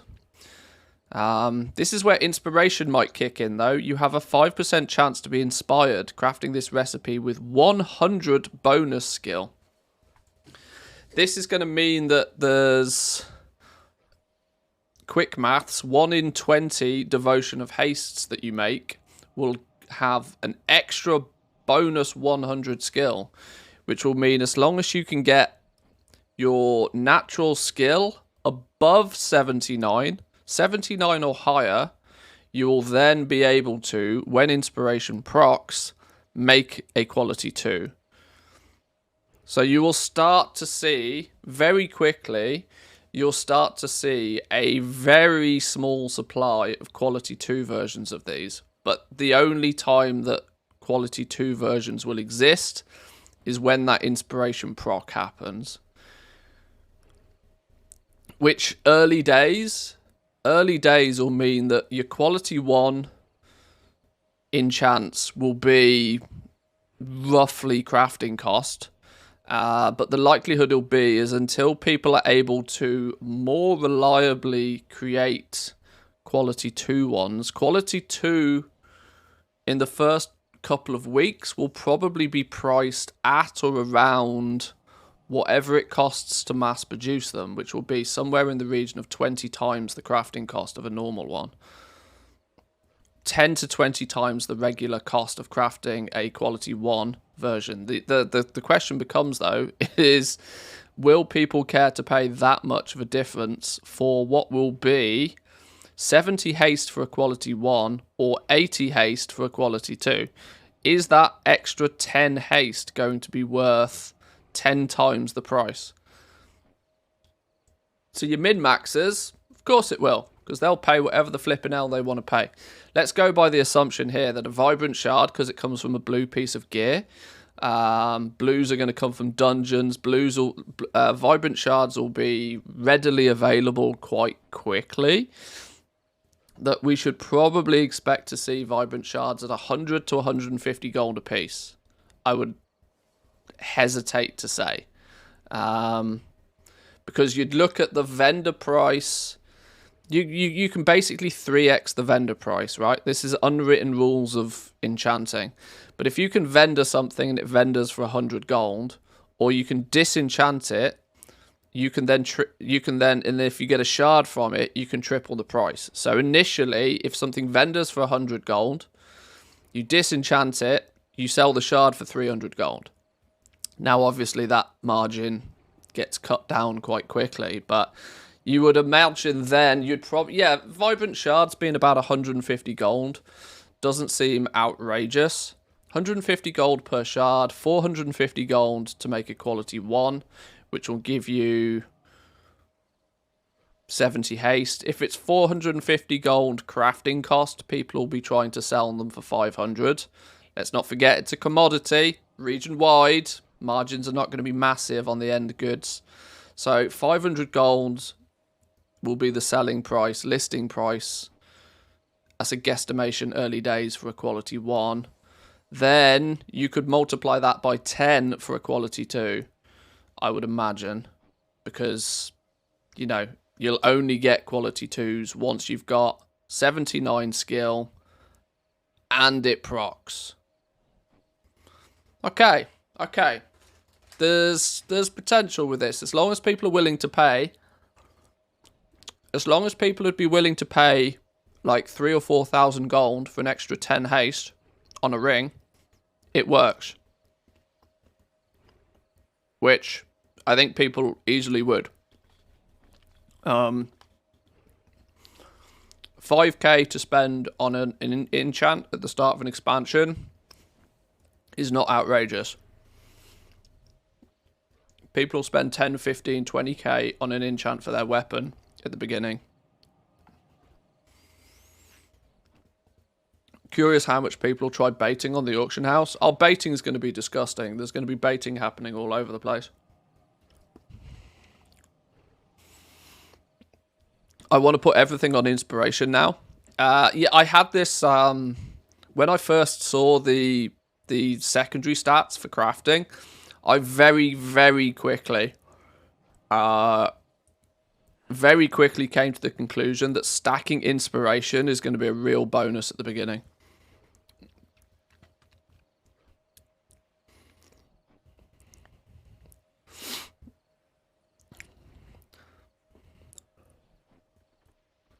Shadowlands tenants were showing up as 100 secondaries on the tooltip yesterday. It's a tooltip error. I've crafted some of them and it gives the same stats as on live. Oh, okay. Yeah, I find it hard to... That's just a that's a beta scaling thing. But what I'm trying to just calculate at this point is just how much of a benefit, how much of a impact, should I say, is this quality system going to have on something like Enchanting? And actually, this is where... Enchanting is one of those markets where this quality system fits really nicely. And if they balance these numbers, and I'm got to give them some credit here, that the numbers, the quick maths, the napkin math pays out in this one. I can see this being a realistic scenario. I can see this working. You would absolutely want to create some runed draconium rods with inspiration on instead of multi-craft, which means you've got two options. You either craft it a few times and take your chance at randomly rolling what I presume is a 1 in 4 chance to get inspiration, or you throw a missive on it. A missive of inspiration. It's going to increase the difficulty. You're not too bothered about making quality 1s, 2s or 3s of these just yet. Although it will make a difference eventually. I shit you not. Selling profession tools is going to be a really good money maker. It's the age old saying, you know, in a gold rush, don't try mine for gold. You should be selling shovels. And the shovels are, you know, literally shovels in some cases. The profession tools and the profession accessories, I think it's going to be big business. Because this is an area where people will want to min-max it. Crafters will want to min-max this. Because we're also... You got to remember that some crafters out there are just as degenerate as, like, top-end raiders. Some, even more so in some scenarios. Some crafters will do everything in their power to have the exact profession tools that are optimal for them. And I'm going to be honest, on my main professions, there's a good chance that I will have multiple different pieces of profession tools with different stats on, depending on what it is I'm crafting. If I'm crafting something that heavily is beneficial to have inspiration stacked, I'll have a set of gear that stacks inspiration. If I'm crafting a multiple of something, I might have a set of gear that stacks resourcefulness.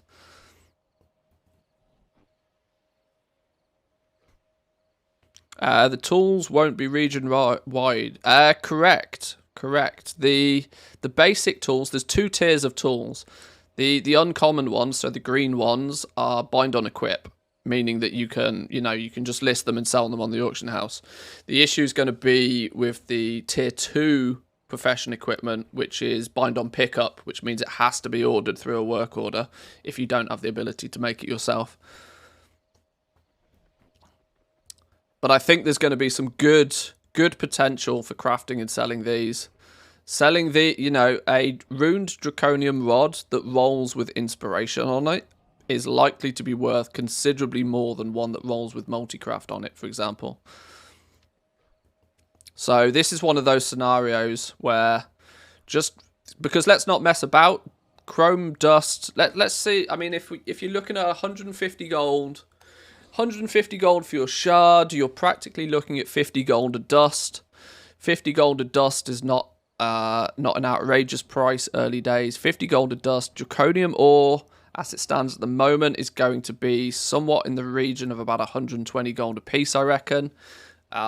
Simply because of its rarity. And that's for a quality 1 version. Quality 2, quality 3 are going to be significantly more. Writhe bark is a basic herb that I would suspect that to be about 50 gold a piece. So you're looking at an estimated crafting cost here. 6 times 50 is 300, plus 4 times, let's just say 150 for the draconium ore each. 4 times 150 is 600, so that's 900. Let's call it 1,000 gold, rough numbers, to make a rune draconium rod. Crafting cost 1,000 gold. One that rolls with, it'll be 1,000 gold for one that rolls with multi-craft on. It'll be 3,000 or 4,000 gold for one that rolls with inspiration on. If, though, the price then of a draconic missive of inspiration is less than, the potential you can... I love all of this. You might be able to tell. I can geek out on this sort of stuff all day long. But I do think that this new crafting system is nicely prepped to allow people that care about this sort of stuff a really good opportunity to really dive deep into it and have fun with it. And this is also why I was talking with some of the guys from TSM and some other let's call them senior members of the goal making community and content creators alike. We were talking about TSM, and this is why I tend to feel that TSM's approach to just setting rules to things, right, this is an item, I want 3 of these in stock, and I only want to make them when there's 20% profit on them. That kind of mindset, I think, goes out the window with this crafting system. There's no way you can take that system that Trade Schoolmaster has currently and configure it in a way that just works for Dragondflight. I think there just needs to be a new system. Hey doggos, what's going on? She just wants to chill. Yes. These Malteser buttons bang, We need to find a way to source these on a more regular basis. I mean, I will get fat and die young, but they're really tasty. I didn't really like at least the original ones. You can pick this up. Woohoo! More chocolate. Okay. Try an orange one. You can try an orange one. Not you, doggo. These are chocolate. Those are the orange. Yeah, these are the orange flavour ones. These kick ass. These are good. Orange is better. What do you want?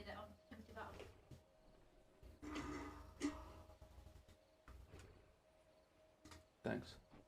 Don't worry, you're not on camera. Shadowlands Enchanting was even worse than the BFA one. After 2 months, my profit was like 10 to 20 gold per enchant, and half a year later, 5 gold. Well, I mean, if you take a little bit of a looky at Enchanting right now, practically everything is negative margin.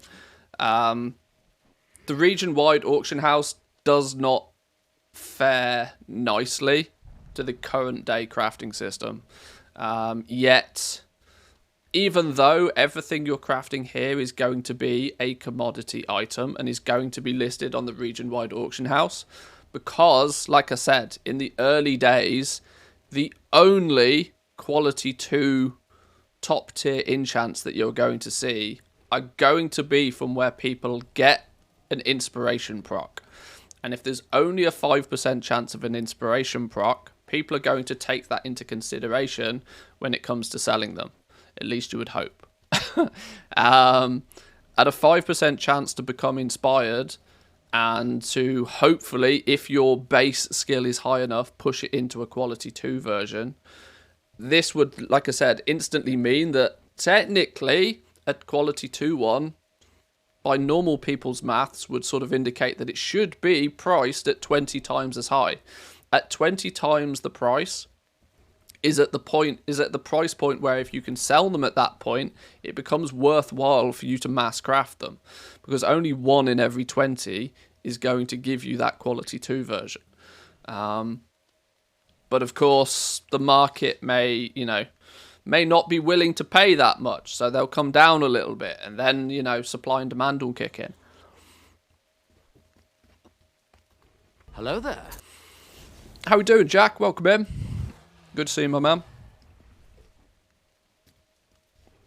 Okay, let's then see where that also probably means then that something along the lines of an inspiration bonus through the stat trees becomes a really optimal path. And conveniently, it's right here. Become inspired through devotion to magical enchantment, gaining +1 inspiration per point spent in this specialization. On unlocking this spec, inspiration grants 5% additional crafting skill when making enchanted goods. So if your base inspiration is +100, you will then, when inspiration procs, gain 105 crafting skill.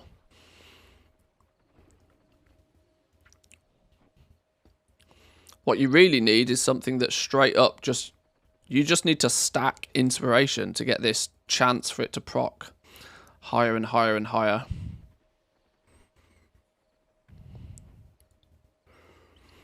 I thought it'd boost the base percentage. By the wording of this, inspiration grants 5% additional crafting skill, not 5% additional inspiration stats. Is that your wallet? Or are you just glad to see me? But that's not to say that there isn't something. Here, have some money. TF, Hey! coffee time. Hey! Cheers, Jack. Appreciate the monies. Thank you. 7 months. Cheers, my man. Yeah, inspiration grants 5% additional crafting skill when making enchanting goods. So when your inspiration procs, it's not going to increase the proc chance, but when it does proc, it's going to give you more.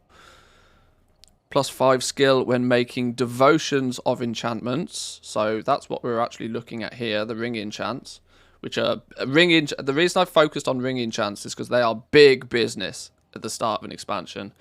Ring enchants are big business. Inspiration grants 10% additional crafting skill when making enchanting goods. Now the question here is that going to be an additional 10%? On top of the base, if you've got a base of 100, this will offer you 5%. Or is this actually just an additional 5 over the 5 you've gained here? There is some difference in the maths there.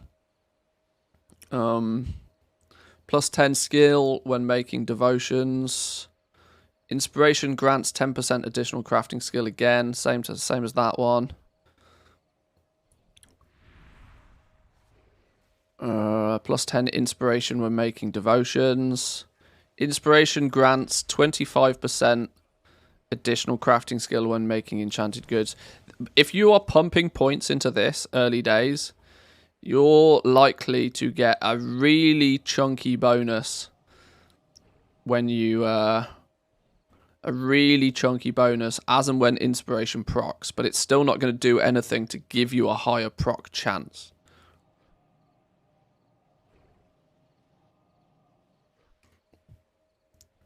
Since I don't really have time for more than 2 characters, I'm thinking about dropping alchemy and enchanting just to go blacksmithing, leatherworking, and tailoring jewel crafting on my toons. And think about the rest of the professions later. I've always, I've never been a big fan of the, or let me put it this way. I have been a fan in the past, but there comes a point where, I mean, I didn't touch alchemy at all in Shadowlands for one very simple reason, of that the time it would take me to craft 1,000 potions compared to how long it would take, the profit on 1,000 potions selling, the profit from that didn't even equal the profit I was making by selling 1 legendary. Now, it would take me an hour to craft that 1,000 potions and to sell them. It would take me a matter of minutes to craft that 1 legendary and sell it. So it just wasn't a viable path for me to go down. But that was because I had legendary, It's because I went degenerate mode with legendaries. If you didn't, in Shadowlands, if you didn't have the ability to do that, the profit from things like alchemy was still remarkably good. It's a perception thing. But this is usually meant for the last couple of expansions. I've not really dabbled much with commodities. Commodities is a pure volume business. And what frustrated me more than anything else was just the disgustingly long crafting times to make everything. Did a ton of gold from alchemy, but then I restocked my Legos and went AFK crafting pots. Literally made tens of millions on alchemy before the auction house changes, that is. Yeah, there was still, like I said, I'm not bashing on it from a gold-making perspective. There was still lots of gold to be had from it. It's just it took a lot of time. If you were smart about it and you set them up to craft AFK in the background whilst doing something else, then it's a bonus, but it was never the main, it would have never have been a main goal of mine. It would have always have been a side hustle. The big money makers are always the gear crafting professions. Always, always, always. What other options do we have here? Resourcefulness. So I guess these are going to be the same, but just attacking a different secondary skill. So this one is going to give you more resourcefulness, which I don't think I don't think resourcefulness really is that beneficial for enchanting. Resourcefulness, for reference, just is another proc, and when it procs, you use less materials. Yeah, I can't see unless this offers something really outrageous that you would care too much about this. You gain plus skill when making the writs. So even then, okay, this is more designed for your mass production, right? If you're going mass production and you're making the basic stuff and you're making top quality basic stuff and you're just banging these out like 100 of them a minute on the regional auction house, if you're really mass producing these, selling them as fast as you can create them, then maybe dipping into the resourcefulness talent here makes sense. Because it's also giving you skill chance. See, this is, in fact, no, this is a big old stinky bait, because you don't need bonus skill when making these, because you're going to cap out top quality ones of these remarkably quickly anyway. Points in this feels like a bit of a bait. Or I probably shouldn't say a bait, just suboptimal.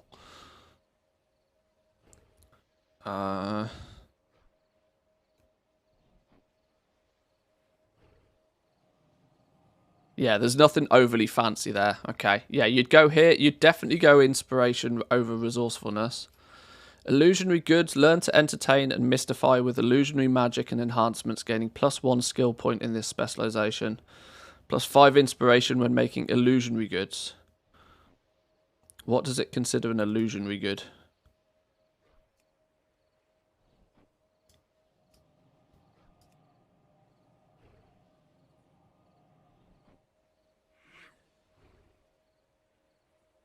Is it... Oh. Illusions.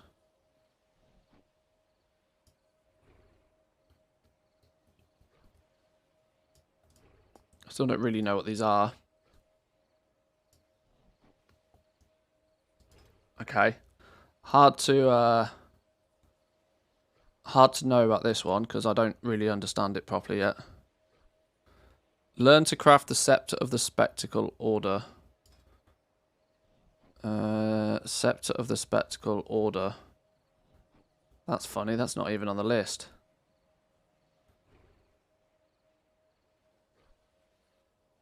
Okay. Yeah, that's not even a thing. It's not even a thing.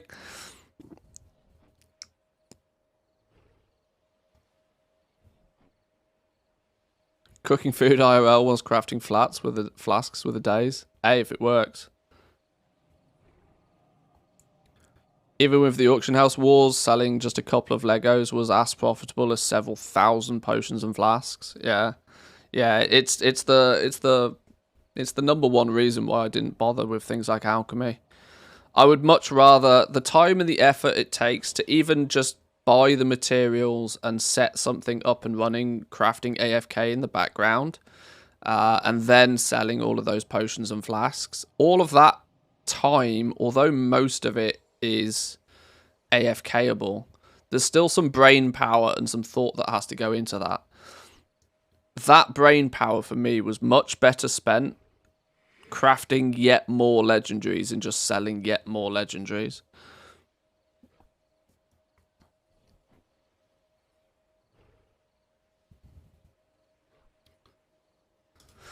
Rods and wands. This could be a good one at the beginning.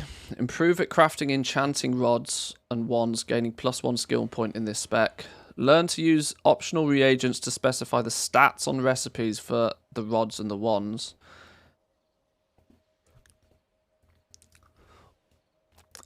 This feels like another one of those nice to haves, but probably wouldn't be the direction I'd go. New UI, yeah, you can pretty much customize and move all of your UI stuff about come Dragondflight. So I'm trying a few things.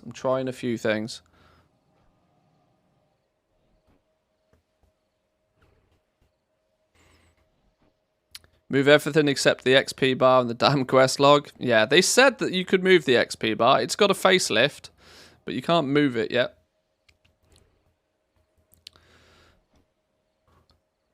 The way that I'm looking at these spec trees is that anything that gives you generic skill is what you should be going for first. So like the main talent node here, for example, improve at utilizing your tool and reagents effectively and efficiently, gaining +1 skill point in just +1 skill point, not designated towards crafting a certain thing, just straight up +1 skill point. It's base skill points, which means one knowledge, 1 skill. You then, though, find that there are things like this where you gain... It's still going to cost you 1 knowledge, but it's 1 skill at crafting a certain thing, which means it's, you know, more tailored. You want to get all of your generic crafting first in most cases, it feels. So I would probably stack however many points in this I need to unlock this. Then it would be a combination of both of these two. I mean, in theory, you could put 40 because you want to bump your inspiration and you want to bump your crafting skill. I see. I love the min-maxy aspect of this. I love that I'm going to geek out like outrageously hard when this game goes live. Every single knowledge point is going to be thought about. How can we spend this very, very limited item in the most beneficial way? I told you, some crafters out there are more degenerate when it comes to min-maxing than endgame raiders. This is the equivalent of, you know, pressing my buttons in the right order, you know? Anyway, that's Rods, Runes, and Ruses. This is the default one you get for free. You can, once you hit 25, unlock Enchantment. Improve at understanding magical properties and their applications, gaining +1 skill point in this spec. This is another one of those generic ones. Dump points in this and you just get plus skill on everything that you're crafting. Super powerful. +5 skill when making enchants. +5 inspiration when making enchants. Learn a sub-spec. So you got to put 10 points in there before you can learn a sub-spec. Okay. Resourcefulness. Another sub-spec. Bit of inspiration. Enchantment crafts are $5 faster. Okay. Resourcefulness and skill when making enchants, sure.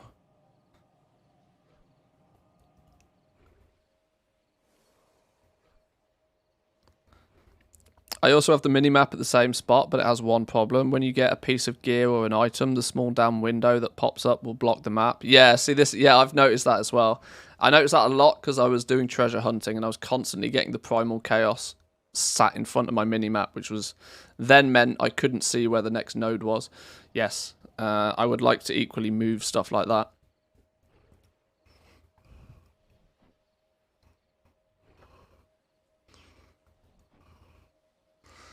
Learn to harness the primal elements of the Dragon Isles, gaining +1 skill point. +1 skill per point in this spec. When making primal enhancements. What are primal enhancements?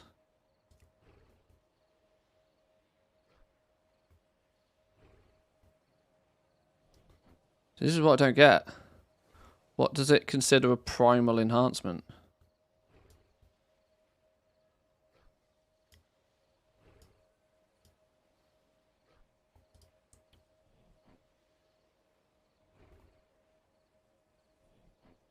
Collect the weapon enhancement appearances of primal fire. This is just a transmoggy thing. I mean, I know people care about a transmoggy thing, but you know what people care about significantly more than transmog? Power. Which is where you should probably focus on enchants. Whilst your knowledge is scarce, you want to devote your knowledge points to things that are going to give people a tangible physical benefit. Fluff like transmog comes later. When you've got more knowledge points kicking about than you know what to do with, that's when you start devoting them to like fluffy stuff like transmog. Learn to craft Earthen Devotion, Igmatic Devotion, Frozen Devotion, Wafting Devotion.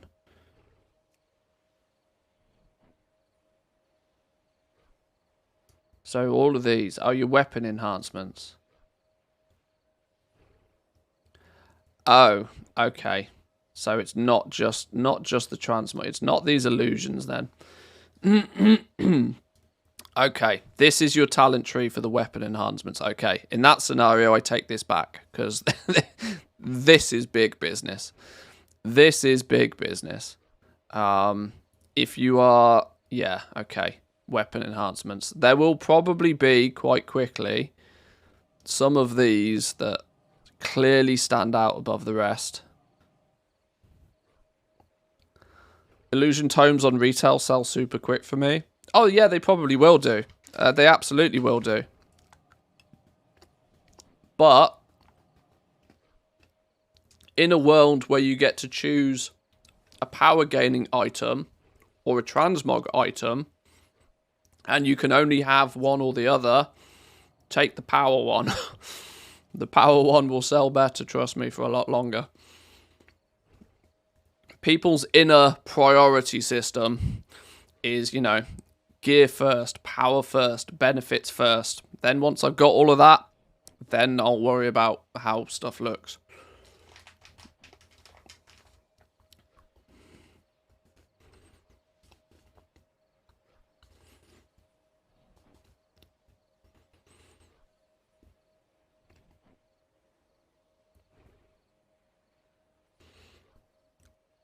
So we had a little bit of a look at these a while back. I can't really remember which one stood out to me though.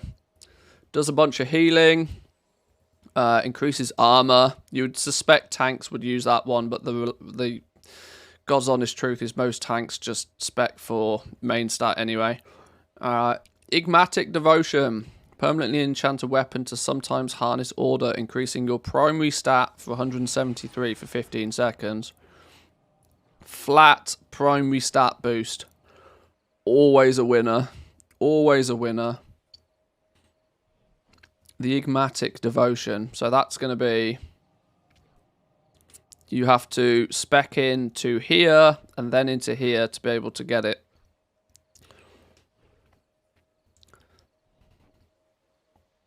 And in doing such, you'll have put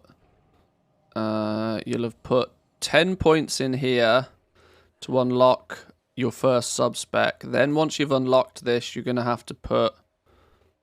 Oh, upon unlocking this, you get to unlock one of these by default. So only 10 points into this will unlock this. Presumably then and this. You can get that really quite quickly.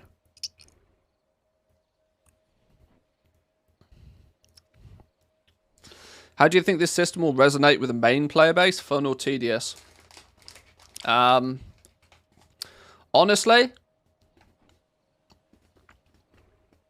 the main player base won't care for it.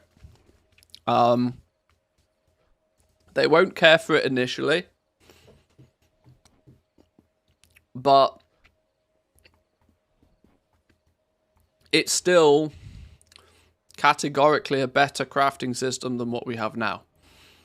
I was thinking about this yesterday.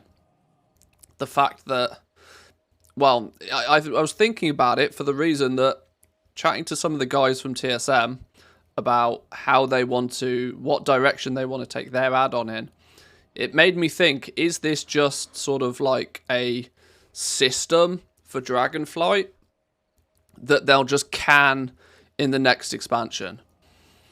And I don't think so. I think this is categorically a better, more engaging, less gamifiable crafting system, which initially, because of its extra level of complexity, probably won't resonate very well with the majority of the player base.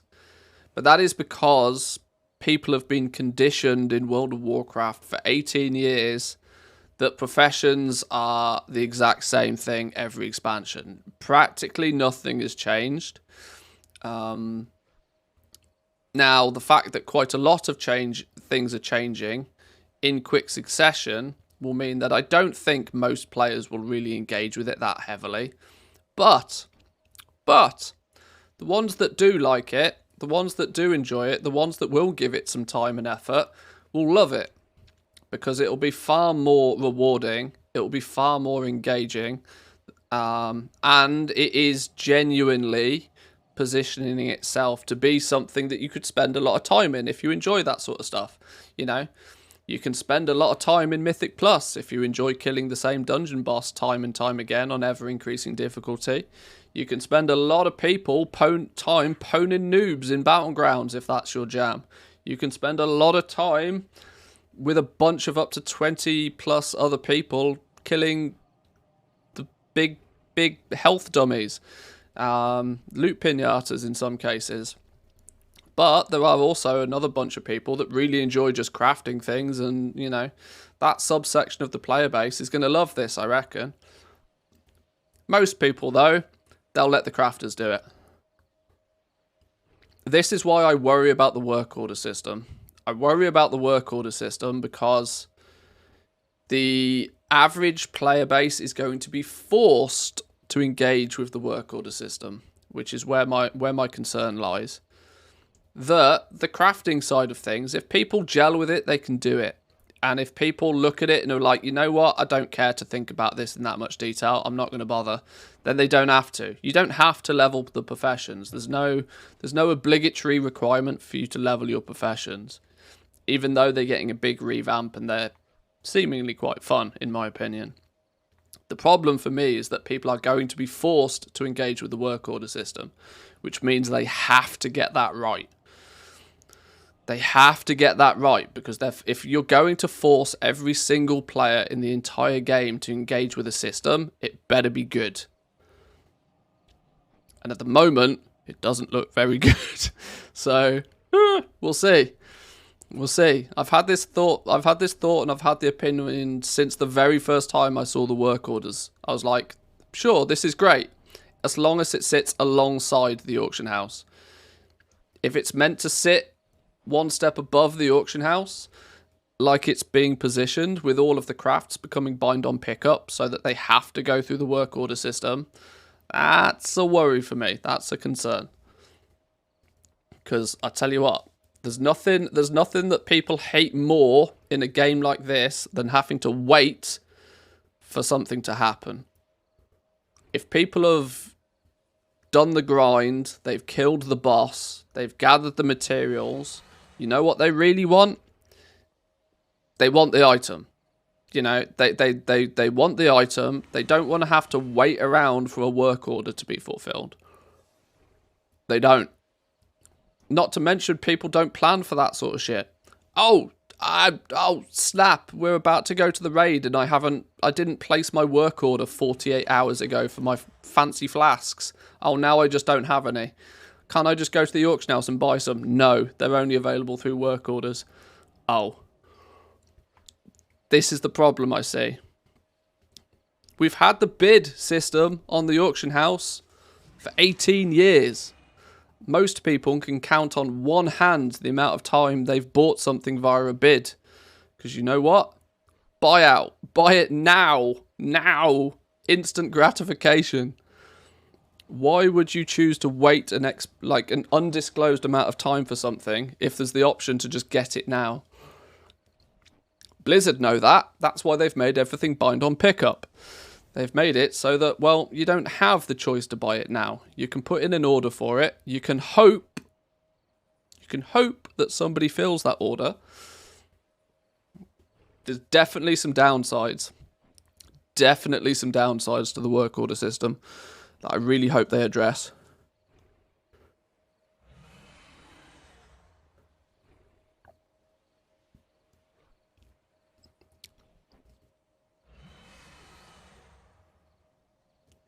People like me who want to engage with the rage and dungeons first will be getting into before getting into professions will be so far behind it'll be really tough to catch up. Yes. But I hate to say it, that's by design. It's by design. If you choose to do something second, you at the very same time can't expect to be the best at it. If you're prioritizing dungeons and raids above, sure, you'll be rocking around in gear far superior to that of the people who are spending most of their time on the professions. But on the flip side, the people that spend all the time with the professions will have far better footing when it comes to crafting and selling things to people. You got to pick your poison.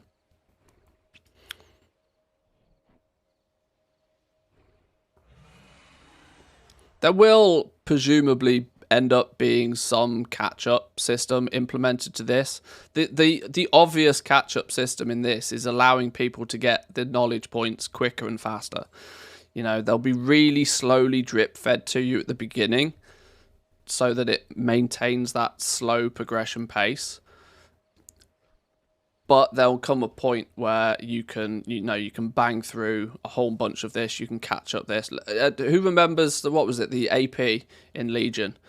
Was it Artifact Power, Artifact Knowledge, whatever the flipping hell it was called back in Legion, where every week that went on, the amount of artifact knowledge or whatever it was, increased. It got to ridiculous numbers eventually, which was super duper mega silly, but I'm quite sure there'll be something along the lines for this as well. Do we actually know how we get the crafting knowledge yet? There seems to be a whole multitude of different ways you can get it. So, crafting knowledge, let's run through some of the basics. There's a daily quest for each profession. which rewards 3. So there's 3 pretty much guaranteed every day, as long as you do your daily quest every day. You can, apparently, by the looks of things, learn some knowledge periodically by crafting things for the first time. So if you were to go through your list, you could possibly go through your list and just craft a little bit of everything, and you'd probably find that you'd learn a bunch of knowledge, one-time hits that way. You can learn a bunch of knowledge just by crafting things for the first time. You can find world drop items that will grant you knowledge. These are soul-bound ones, so you may actually have to go out of your way to get them. The obvious and easy one to explain is your herbalism and mining. As and when you're herbing and mining, there's the chance for you to get a small soul-bound item that will reward you 1 knowledge. Scribes can create a book. It's seemingly going to be quite an expensive book to craft, but scribes can craft a book that can then be consumed on a 1-week cooldown, we believe, that will give X amount of knowledge. I've not tested to find out exactly how many. So there's kind of, there's a few ways you can go about getting it. I don't think there's going to be like any hard and fast numbers to exactly how many you can get, but it seems to be the more effort to it you put in, the more you'll get out of it, the sooner anyway. I don't need to be the best, but I do at least want to be able to compete, and adding power item level differences to crafts is the fastest way to ensure that only the highest item level max power items will sell. Everything else will be below, at cost or below. Well, one thing, when you get into the work order side of things, they have tried to alleviate that problem a little bit. In terms of the fact that they're making it, by the looks of things, so that you can only fulfill a certain amount of work orders a day. So, if I can showcase that here somewhere.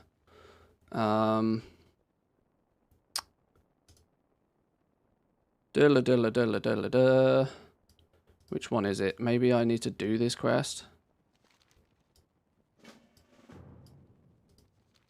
Please hold. Tell me the rules, okay. In order to be fair to the other crafters of the consortium, you can only fill a number of orders per day. But we want to be on top of the customer's needs, so if an order is about to expire, we won't count that towards your daily limit. From the horse's mouth. This is what you know, this is what I know, this is what anybody knows. Basically, so what this is ultimately going to mean is those that get going nice and early are naturally going to end up being the higher skilled crafters. Now, those higher skilled crafters are going to be then heavily incentivized to fulfill the orders of things that they can craft but others can't, because that's likely to be where the big tips are, that's likely to be where the big money is to be made. But what that does is it leaves everything else for everybody else. So if you can craft a end game quality 5 bit of gear, you're going to go to the auction house, and any orders for that piece of gear are probably going to be the most lucrative ones for you to make. So you're going to bang through some of those. Only if you then have no more of those orders to fill might you step down to quality 4 crafting stuff. So it's going to push people to, we don't know what the limits are, but it's going to push people to want to craft the best things that they can craft and fulfill the orders for the best things that they can craft. So if you as a crafter come in a few months later and you're playing catch up, sure, you probably won't be able to craft the tier 5 quality stuff in the first place. So those orders you can't fill. But what there should hopefully still be, and this is the theory at least, there should still be plenty of orders for lower quality things for you to want. And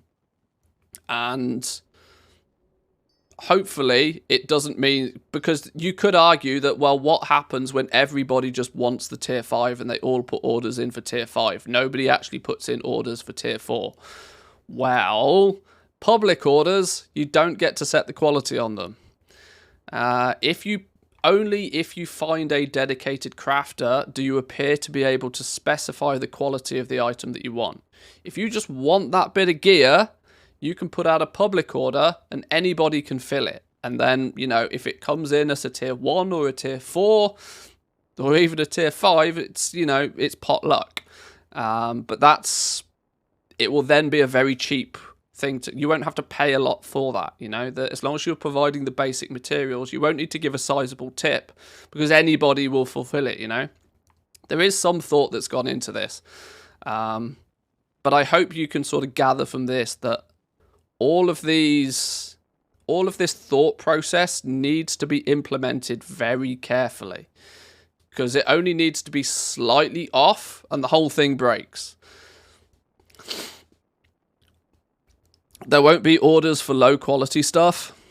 Yeah, sure, nobody's going to say I want a quality 2 one, but what will probably happen is somebody that just wants the bit of gear and doesn't particularly worry about it too much. If I want a primal molten great belt, I can put in a work order to the public and say I just want a primal molten great belt, because having one is better than not having one. Even at, you know, 391, it's probably an upgrade for you.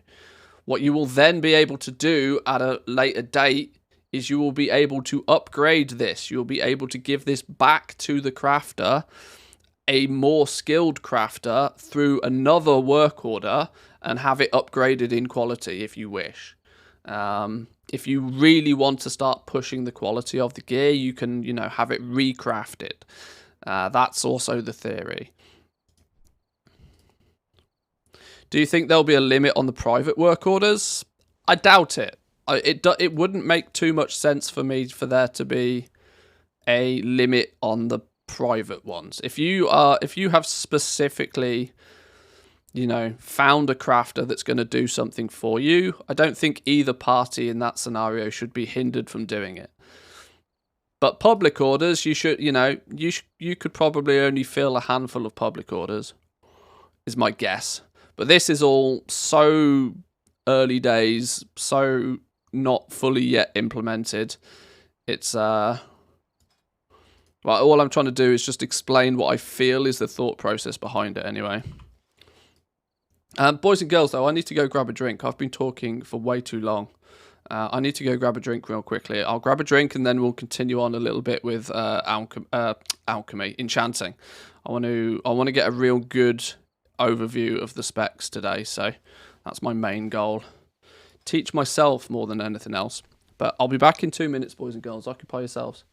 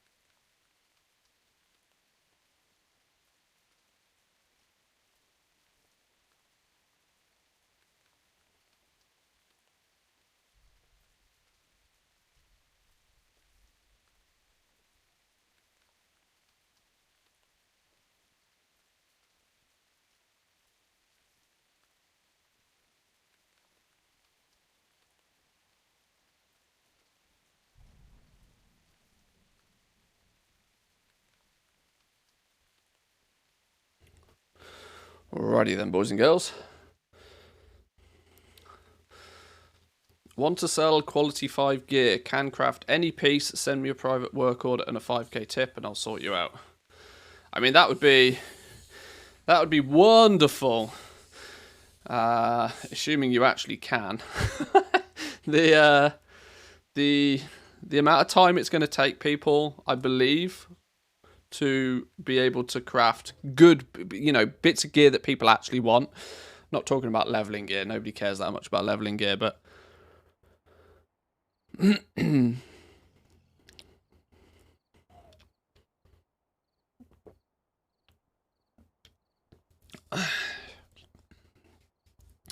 they'll be forced to buy this system and to be at the crafting bench somewhere with a tray. Well, the only saving grace for this whole crafting bench area shenanigans, which I'm not overly impressed by, but the only saving grace to it is just that it will force lots of players to be lingering around that sort of area.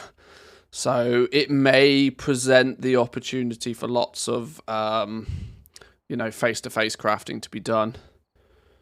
If you're just chilling in the crafting area, the want to buy, want to sell, direct trading, or at least, okay, right, you make the agreement, right, I can craft you this, I can craft you this at this quality, you provide this material, I provide this material, 5k tip, right, go put in your work order and I'll fulfill it. And I'm in the area to do it anyway, sort of thing. But it only forces crafters to be in the crafting area. Well, the crafting area is conveniently located right next to where the work order thing is. Your work order dude is here, crafting orders. And the crafting order fella is practically in the middle of the crafting area. So, if somebody's coming to place a crafting order, they're in and around this area anyway, where most of the crafters will be hanging out.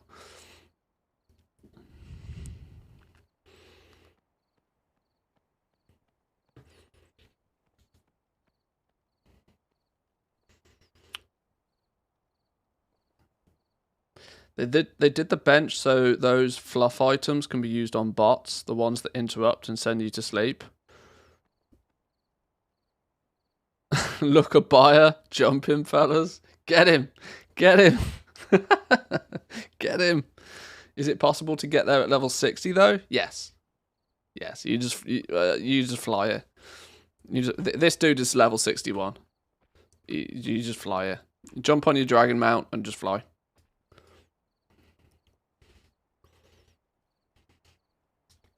Some innocent just checking out the area gets 560 whispers from crafters.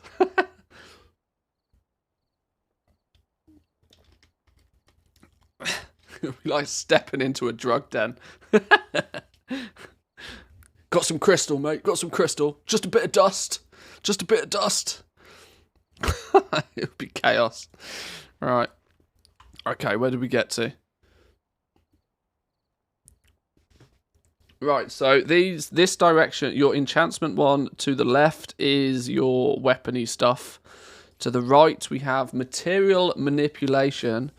Improve at modifying equipment for your every need, gaining +1 skill per point in the specialization.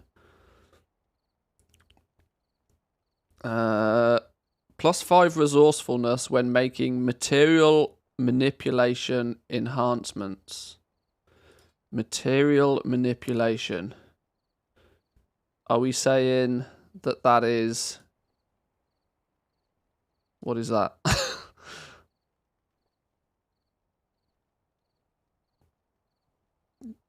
It's not exactly clear what all of this is.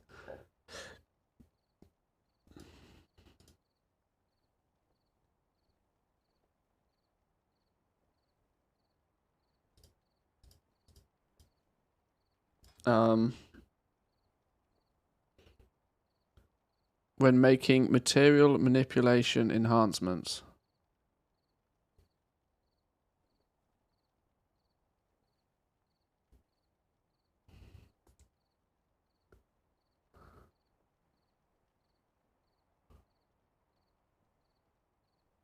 Learn to craft Devotion of Avoidance, Draconic Inspiration, Waking Stats.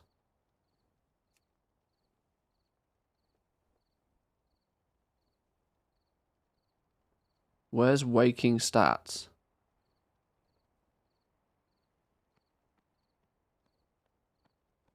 What? This doesn't make any sense. There isn't a waking stats. That's not even a thing.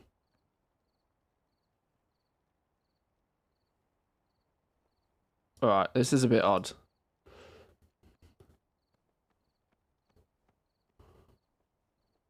Learn to craft waking stats.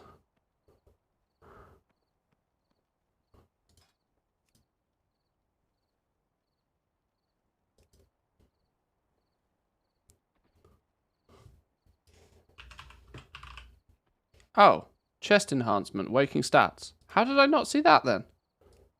Oh, it's here. Oh, okay. Sure. Oh, shit. Yeah, I remember. This is a big one. This is a big one. Okay, that's a good one. Waking stats, Draconic Inspiration. Draconic Inspiration. Draconic Inspiration. Permanently enchants a crafting tool. Whoa! That's another big one. Permanently enchants a crafting tool to increase your inspiration by 150. That's big boy numbers. That's 15% inspiration chance right there, fellas. 15% inspiration chance. We've already assessed that inspiration is going to be monstrous. Damn, son.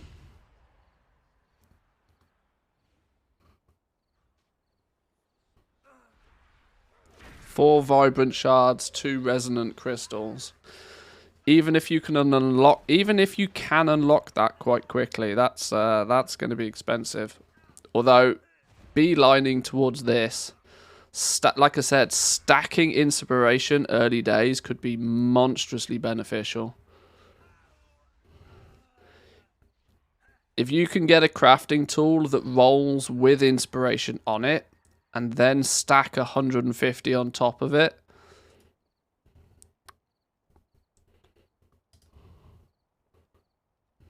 optional target.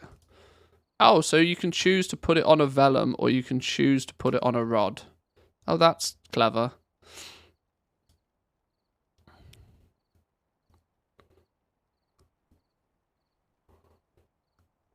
And then there's quality variations of this as well. The basic one is 150. Quality 2 is 169. Huge!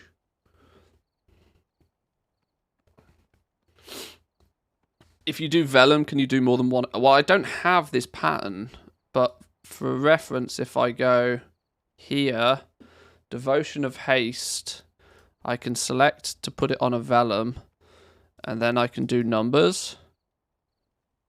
So maybe. I don't have so many materials that I want to test this in too much detail, but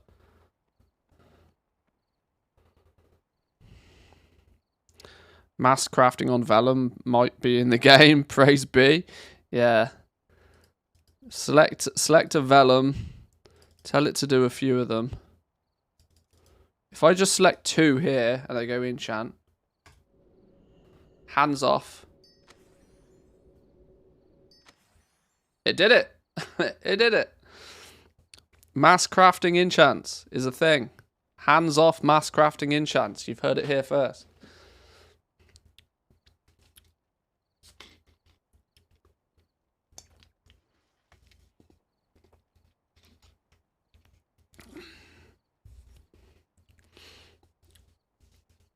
Finally. Only took 18 years.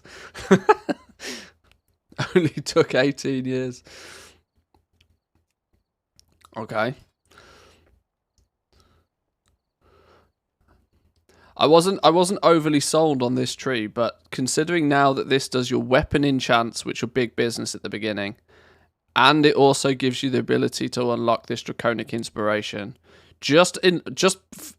from an entirely selfish reason, unlocking this quite quickly could be a big win. Although, on the premise that this unlocks something that can be put on a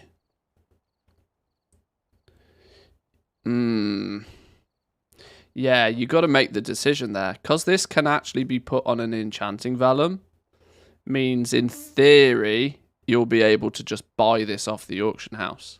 If you can buy it off the auction house, if you can invest in your own business, actually putting spec points, because gold is not within reason anyway. Gold is not a limited commodity. So if you just got to wait for somebody else to make this. Let somebody else spend the spec points unlocking this, and then as soon as you see it pop up on the auction house, you just buy it. That is a much better use of your spec points. Early days. Let somebody else make the mistake of putting points in here and trying to unlock this and trying to sell these. They'll sell like hotcakes if you do, but you probably would be better off spending the very limited knowledge points you get not in this route, even though this is super powerful. But the fact that the end result can be bought, buy it. Buy it with gold. This is something that's very frequently people get wrong. That if there is the ability to buy something with gold, you should do it. This is why people who try to farm their own materials to craft items to then sell are doing it all wrong. You're doing it all wrong. You're not gaining anything and you're losing a lot. So you want to let some other poor sucker spec into this and unlock these. Let them craft up a bunch of these. Let them put them on the region. Because let's not forget, region-wide auction house. The region-wide auction house. These won't be cheap when they first appear on the auction house. But somebody will spend, what will it be? 10 points? Learn the sub-spec. You've got to spend 10 points in here to unlock this. Then they need to spend another 10 points to unlock one of these. So somebody's got to spend 20 points here. The second it's possible for somebody to have acquired 20 points in enchanting, these things will start popping up on the auction house. These draconic inspirations will start popping up. The very second, because it only takes one person to do it, right?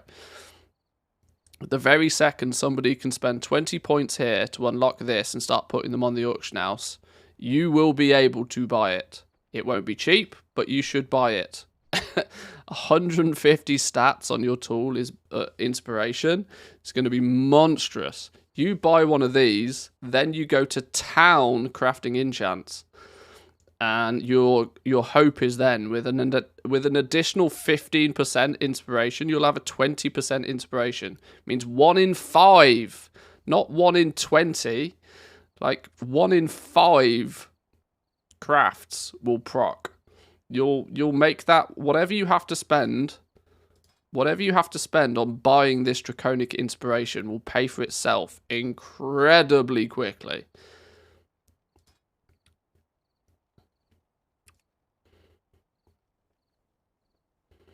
Because let's not forget, a lot of this stuff, there's a strong chance that you will be able to craft these and sell them faster than you can physically craft them.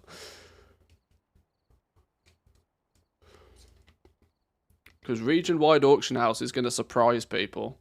People are somewhat used to be able to craft it. Because let's not forget, some people will step into Dragondflight and they won't really have played with 9.2.7. They won't really even realise that the regional auction house is a thing. They won't have any experience of just how ludicrously fast it is.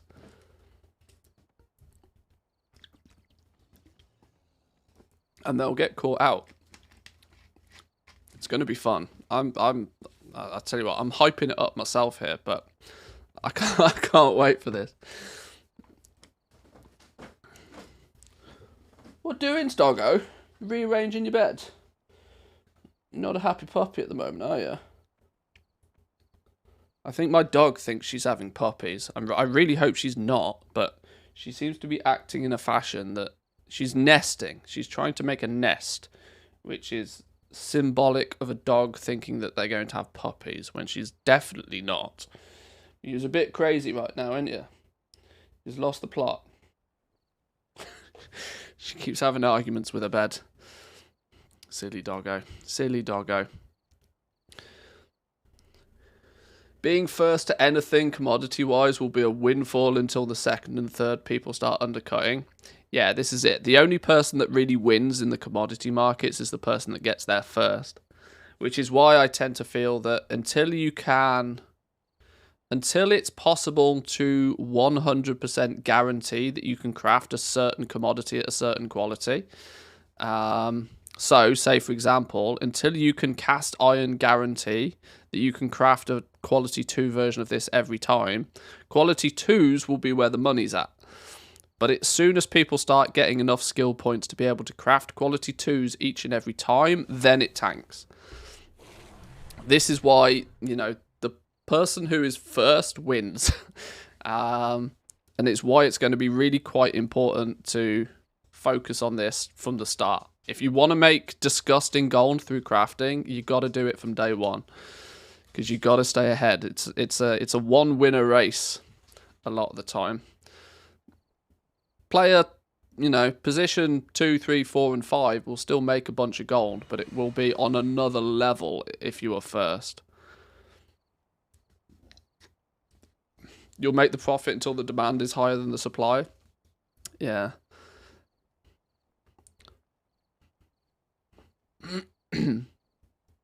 What's the third spectre then? Insight of the Blue. Specialise in the understanding of the magic contained within items and elementals from the Dragon Isles and how to extract them.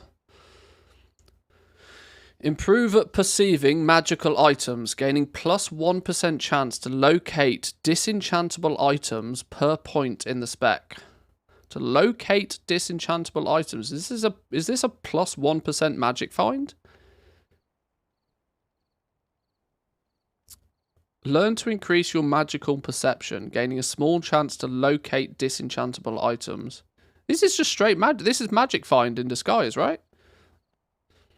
Are we gonna have? Are we gonna? Is this a magic find stat?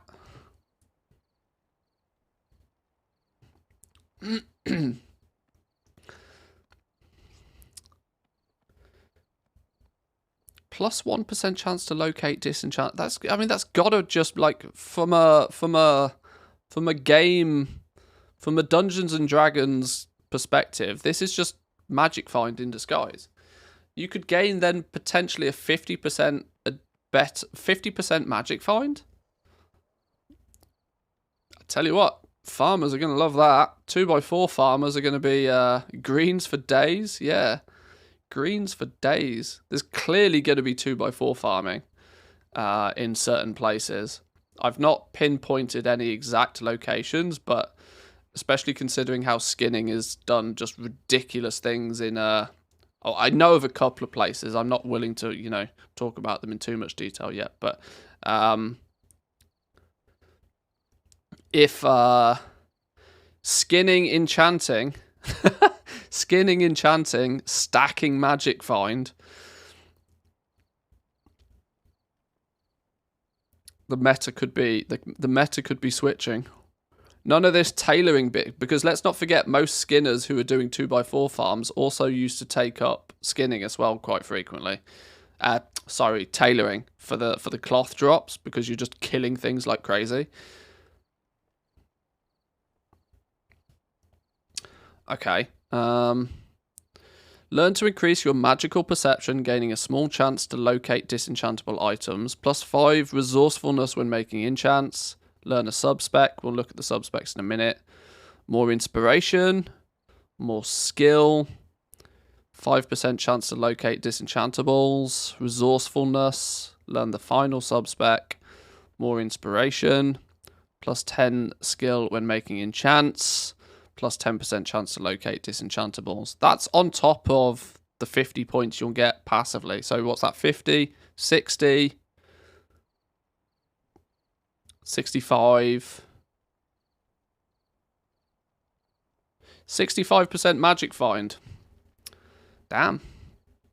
That's quite cool. I wonder how that magic find stat's going to work behind the scenes then.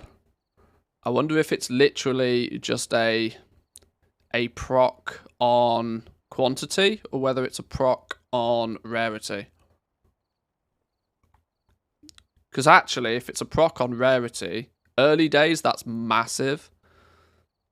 If the proc of Magic Find is based on the rarity of the item, say for example a green drops, but it then drops. You know how when you're doing a quest, you can have the rare upgrade and the epic upgrade. Because of that system, there's already a hidden Magic Find system in the game. They're probably just bumping that stat. They're going to take whatever that stat is and they're going to push it further. So any time where you loot a green item, there's the chance for it to upgrade to a rare item, or it'll be an upgrade from a rare item to an epic item. That's probably what it will be, I would imagine. They'll just take that pre-existing system and just bump it up some. The alternative is that it's a Magic Find proc on quantity. So it would just give you a increased chance for a piece of gear to loot, which in turn means that over a period of time you loot more physical things. There's two different ways they could take it.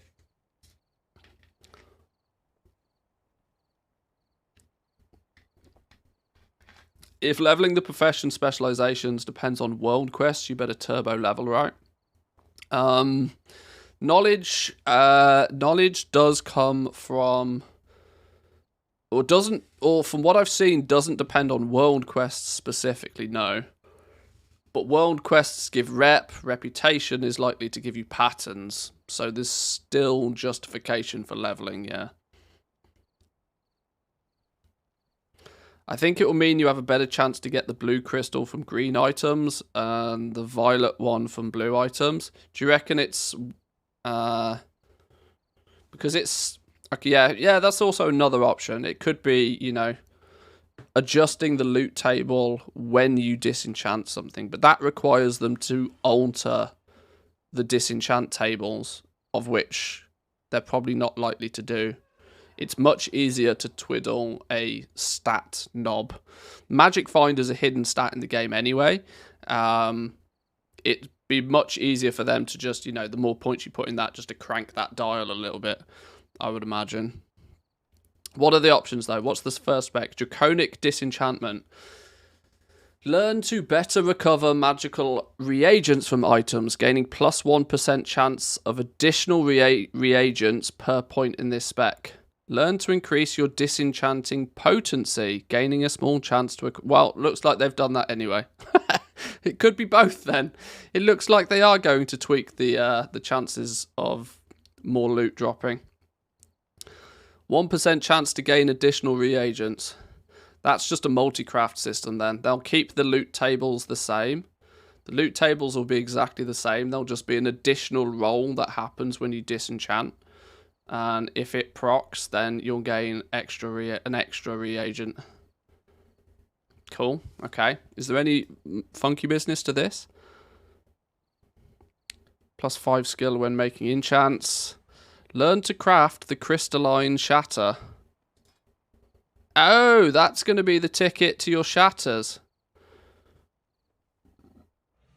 You're going to have to spec into being able to shatter stuff. Shatter an enchanting reagent into 3 of lesser rarity. You can take a resonant crystal and break it down into 3. You can break a crystal into 3 shards, or you can take 3 shards and break it down. Nice that it's taking a rare thing and making a less rare thing rather than the other way around. I'm glad this is only a one. They've learnt from Shadowlands.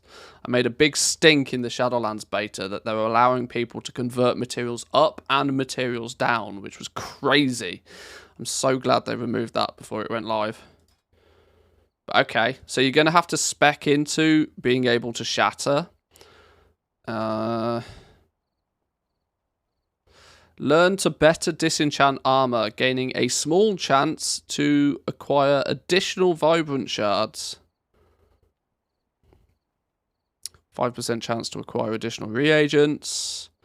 Learn to better disenchant weapons, gaining a small chance to acquire additional resonant crystals. Damn.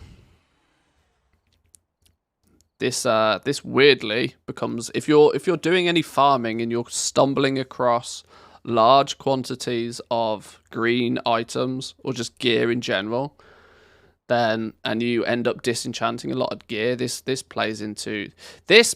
I tell you what this means. This could very quickly mean that there's probably going to be a nice little shuffle to be had. Where's Samadan when you need him? Tailoring enchanting might be a thing again, you know. Might be a thing again. Speccing into disenchanting on your enchanter. Crafting a bunch of cheap shit with a tailor, vendor shuffle-esque. Instead of vendoring them, you disenchant them, you get more materials. Spec into it correctly, improve your throughput of materials. Could be a nice little shuffle. Does the loot magic find count only for Dragonflight, or maybe it's for older transmog too? That would be a good question. That's a good question, actually.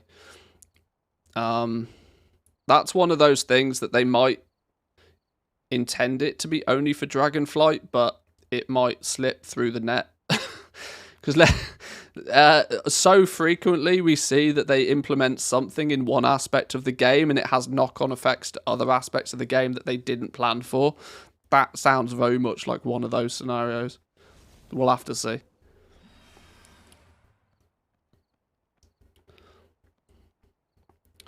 Could be another thing that they took from EverQuest, an item that has no other use for it, a fragment of something, but can then be disenchanted.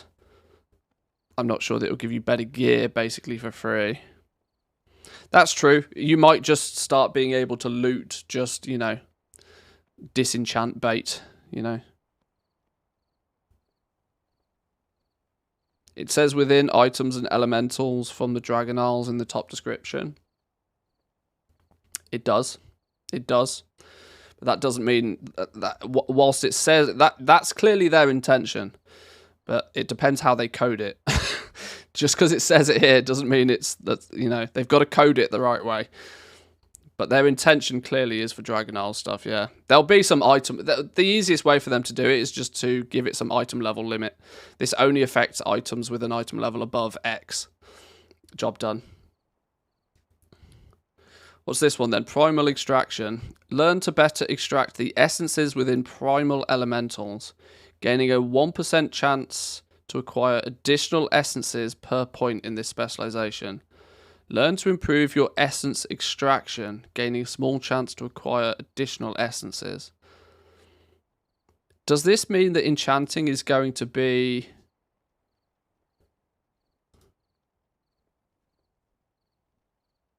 shatter an awakened element to gain its power?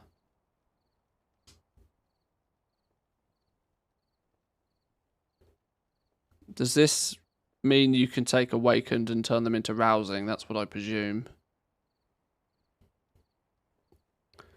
Does this maybe mean that you'll be able... learn to improve your essence extraction, gaining a small chance to acquire additional essences. Yeah, learn to craft elemental shatter. So you're going to take, in theory, you'd take an awakened fire, and maybe under normal circumstances, you can only take rousing fire and turn it into an awakened. This will be a way for enchanters to take awakened and turn it back into rousing, I would guess. The question then becomes, is it, you know, by default, 10 rousing creates 1 awakened? Is it going to be that via shattering them, you can spec into this to improve the ratio when you know, go the other way? Learn to craft order elemental. What's order elemental? Teaches you... oh, a companion. Okay. A pet. A pet. Further study the shattering process, improving your skill at crafting with the shattered essence while its power lingers within you.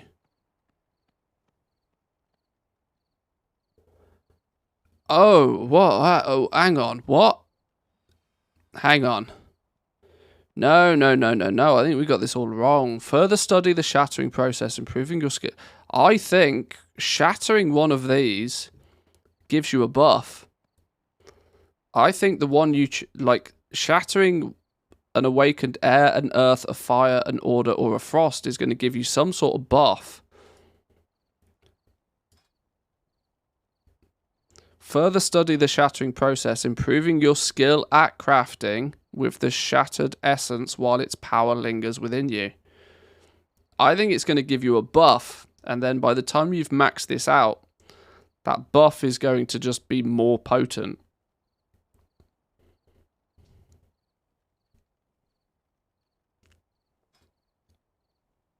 How we doing, Pack B? Welcome in. It doesn't look like moats all over again. I think this is going to give you a buff, you know. The question becomes is what are the buffs and are they useful and do people care? And certainly do people care enough to put 40 points, over 40 points into unlocking a stronger buff? That's an endgame min-maxy thing, isn't it? Okay. Well, I can quite safely say that my first impression of Enchanting was very, very underwhelming. My first impression was very underwhelming because I was only able to see the basic recipes. And at first glance, without doing much thought, they're very basic, right? They're very meh. They're not super creative. They're not super interesting. But they do shit that people want, right? They give you massive amounts of primary stats on a chest piece. They do what people want an enchant to do. They're enchants. They're not deviating too far from the norm in terms of what enchanting means. But it does look like enchanting is actually a really good candidate for a profession that gels nicely with the Dragonflight crafting system. To recap just very quickly, we took a little bit of a look at the Devotion ring enchantments. Ring enchants a big business at the beginning. Everybody's trying to push their gear to the limits. Enchants a big business at the beginning. You could, in theory, expect... We did some rough numbers. If you expect a Vibrant Shard to be 150 gold a piece... A Vibrant... Should we notepad this? It'll be easier to notepad this because there's a few numbers that are kicking about. Devotions of Haste everywhere. Yeah. If we suspect that...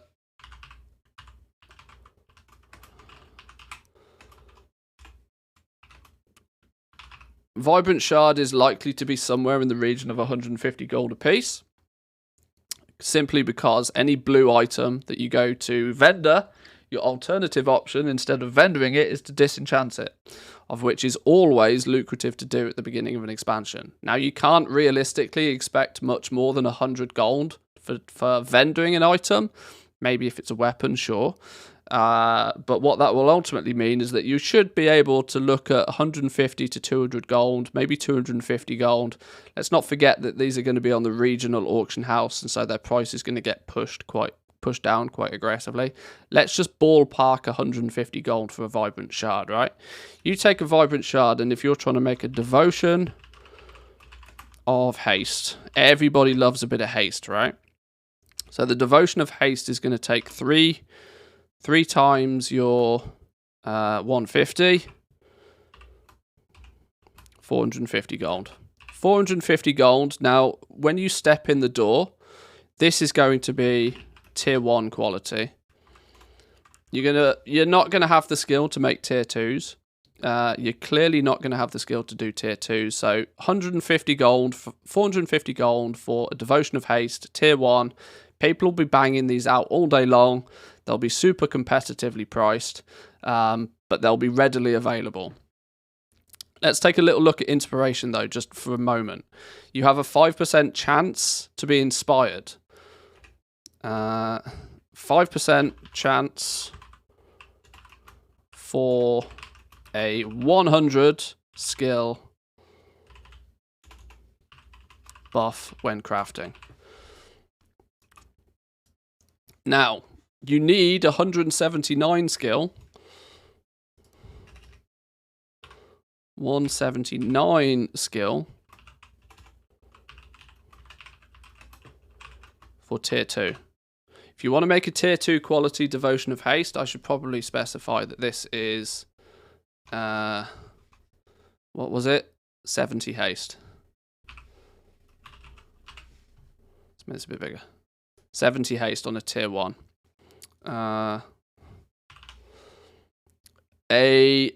You need 179 skill for a tier 2.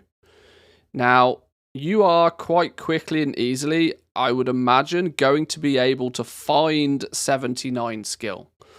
Alright, the reason I suspect you're going to be able to find 79 skill quite quickly is because you'll get 50 just from making shit, right? You'll get up to about 50 from making stuff quite quickly and easily before you get to the top end stuff. Let's just, if most professions are anything to go by, you get about 50 skill points just by crafting things. You can see all of these are going to guarantee you skill points. If you had materials and you were selling these and you were buying materials and you had access to it, 50 skill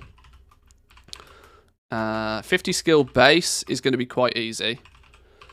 You're going to get 50 skill points from just your profession quite easily. You then need, what's that, like 29 skill. You need to find 29 skill from somewhere. 29 skill points can come from correct usage of your knowledge points to begin with. You dump a bunch of points into this initially, which I suspect you probably will. You can gain 5 skill points from here quite quickly, plus 5. You can get 10. Maybe it's going to take you probably, I don't know, what's this, 15 points? You put 15 points in here, and you'll have 15 plus an extra 10. You'll have 25 points just by 15 knowledge, right? So I would suspect that 50 skill will come easy. The 29 skill can either come from your profession tool,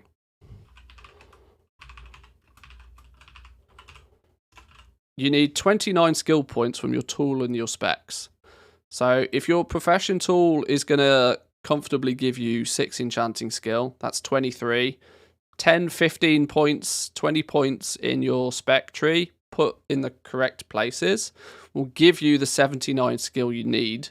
Meaning that when inspiration does proc, that it will make a quality 2 version.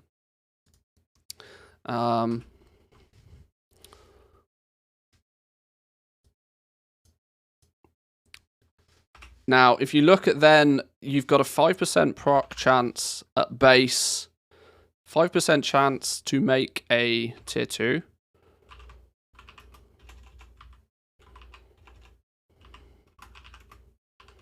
Tier 2 quality, which means if you were looking at pricing a tier 2 one, you only make it 1 in 20 times. So tier 2 is 20 times cost of T1.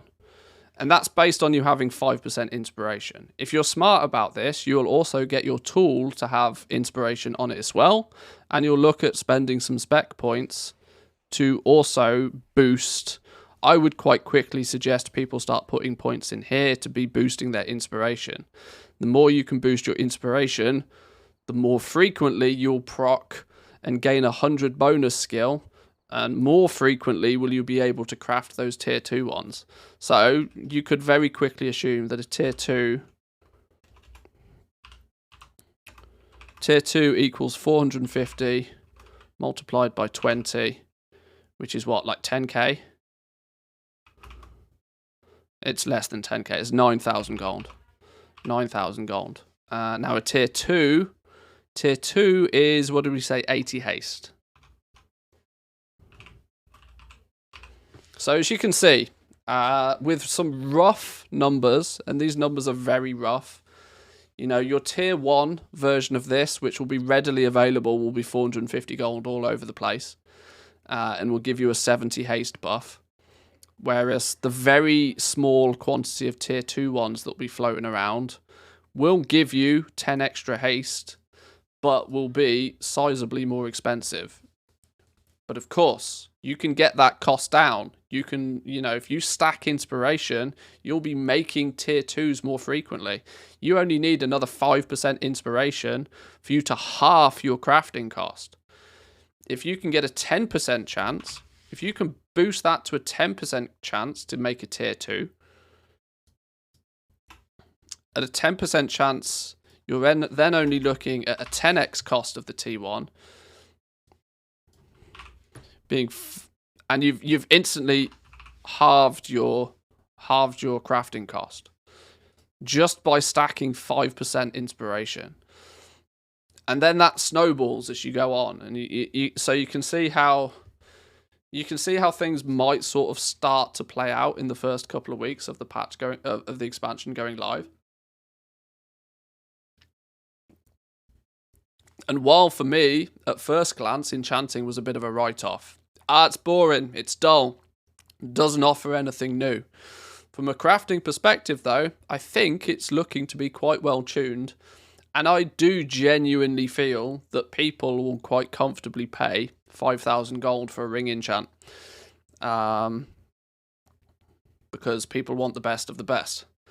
People will pay 5,000 gold for an extra 10 haste. Not everybody will, but everybody that wants the cheap option will have the cheap option, and that'll be readily available all day long. And the tier 1 quality ones will be really, really tight on price. Now, of course, there's a third level to this, right? Because the enchants are going to go to quality 3. What I don't have, though, is the easy access to what a quality 3 version is going to be.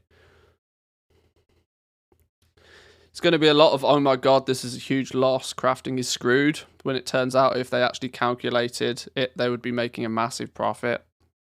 Possibly. Those that do the numbers tend to win.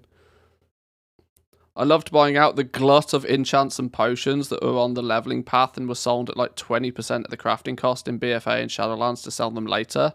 That market probably won't exist too much in Dragonflight.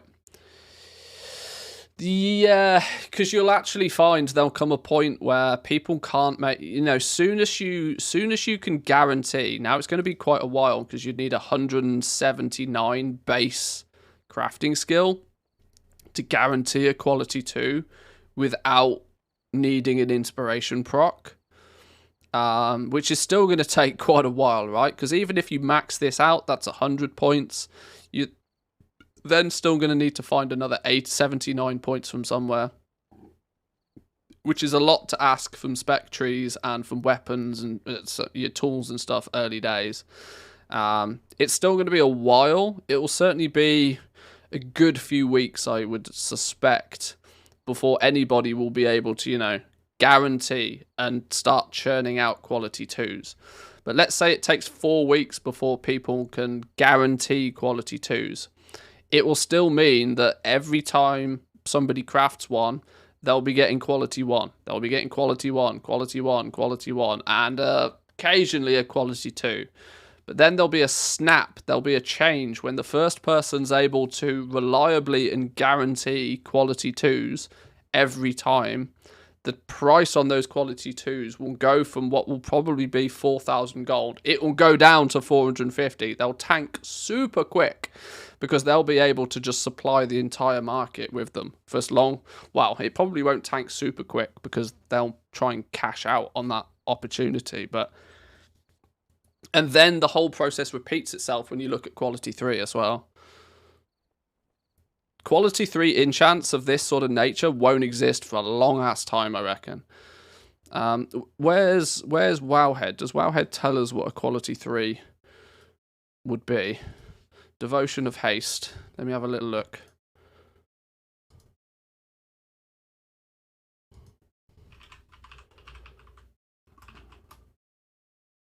Oh, hang on. Help if I could spell.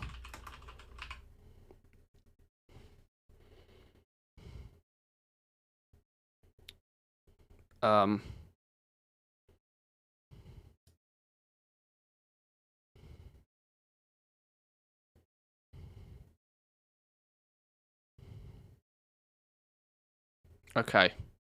Wowhead doesn't know. Wowhead doesn't know. We can assume...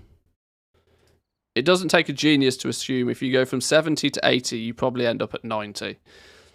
you would probably end up at 90 for a tier 3 quality one. But a tier 3 quality one is going to require somebody to reach 300 recipe skill, 300 skill points in enchanting, 100 base, and then 200 from somewhere else.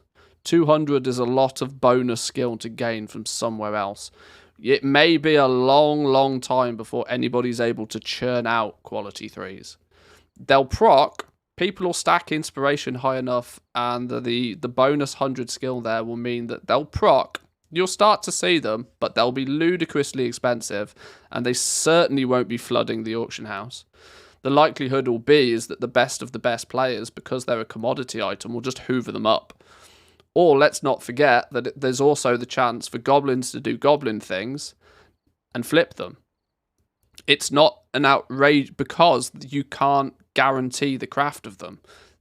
Sure, they're technically a crafted item, but who remembers back in the days where you used to make PvP gear? Some PvP gear, if you were lucky, would proc epic. There was a real good market back in the days for flipping that like epic. I can't remember if it was PvP gear, but you know, you basic leveling gear all the same. It was blue by default, but it could proc epic. It was rare by default, but it could proc epic. Each individual crafter might only be able to do 1 or 2 crafts at a guaranteed rank 3. They might still end up being poop at other crafts. Enchanting doesn't seem to have too much of a disparity between enchants. It tends to just cluster all enchants as one. It's not quite like leatherworking or blacksmithing. You know, the gear crafting ones where, you know, the gear crafting ones you spec into chest pieces or you spec into shoulders. It's not quite so granular with enchanting. They tend to say, right, enchants, your weapon enchants, sure. Weapon enchants are a little bit more granular, but there'll be a best in slot weapon enchant and people will focus on that first. But generally, it's more just kind of like, okay, you're just better at making enchants generally. But there's definitely a lot more promise to it, I think. This sort of indicates that there's a lot more promise to it. It does push that progression system. The reality is the progression system may not last all that long. I still worry quite a lot that what we've seen with all of this might be really good, really fun for the first patch. I do worry where it's going to go though after. Because it's easy to work out with gear, right? With gear, crafters market, make it higher quality again, just reset everything, rinse and repeat. Enchants, it's not quite so easy to do that. And hence why things like enchants suffered quite heavily towards the end of Shadowlands because they never got updated. They were never built upon. Half a year later, they'll be the same 20 gold profit, most likely. Probably. The nature of the spec trees, though, stretches out the period in time of which there'll be fun to be had with it, I reckon. Everything won't crash quite as quickly, even though we're talking about commodities here as well. Even though these are commodity items, they won't crash quite so quickly.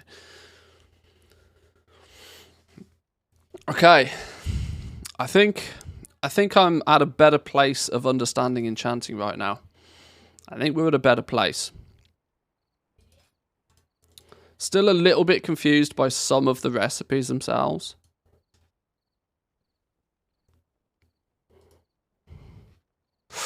They've put those up in price.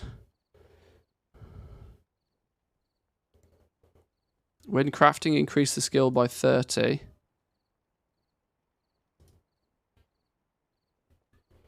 Can you use you can select what you attach these to. You don't appear to be able to use these wisps on the enchants.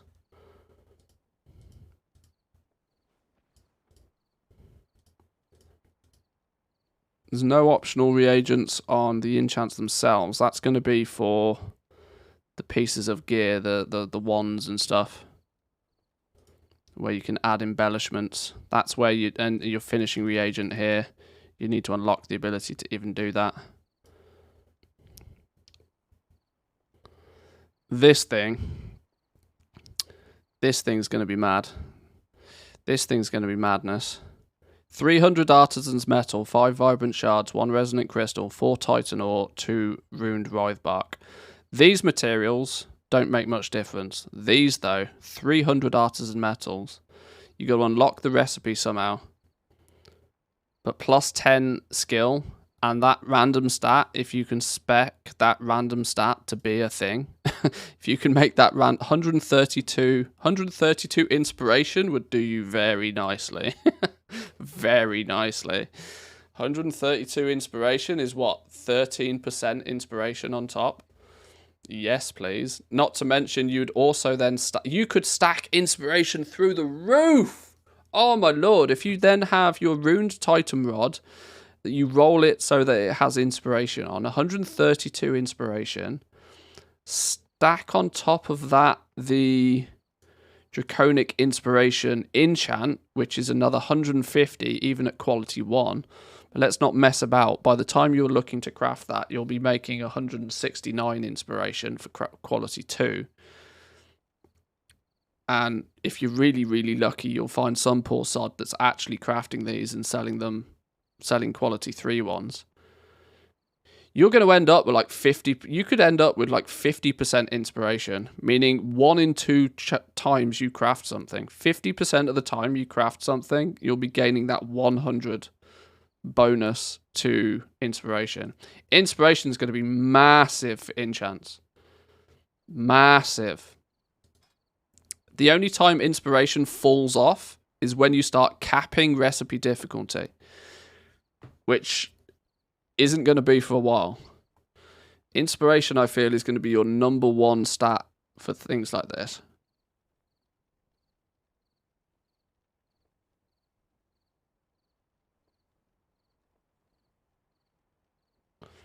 Where it's mildly interesting for the first few weeks and then can't be bothered with this anymore.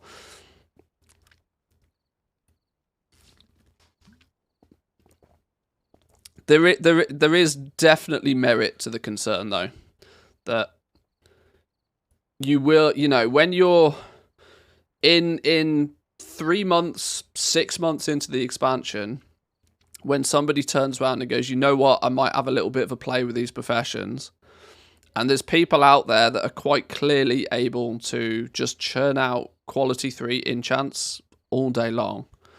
And the price of a quality... let's not forget that there will come a point eventually, when you're able to make your Devotion of Hastes, when you are able to practically guarantee a tier 3 quality one of these every single time, then your cost becomes 3 vibrant shards.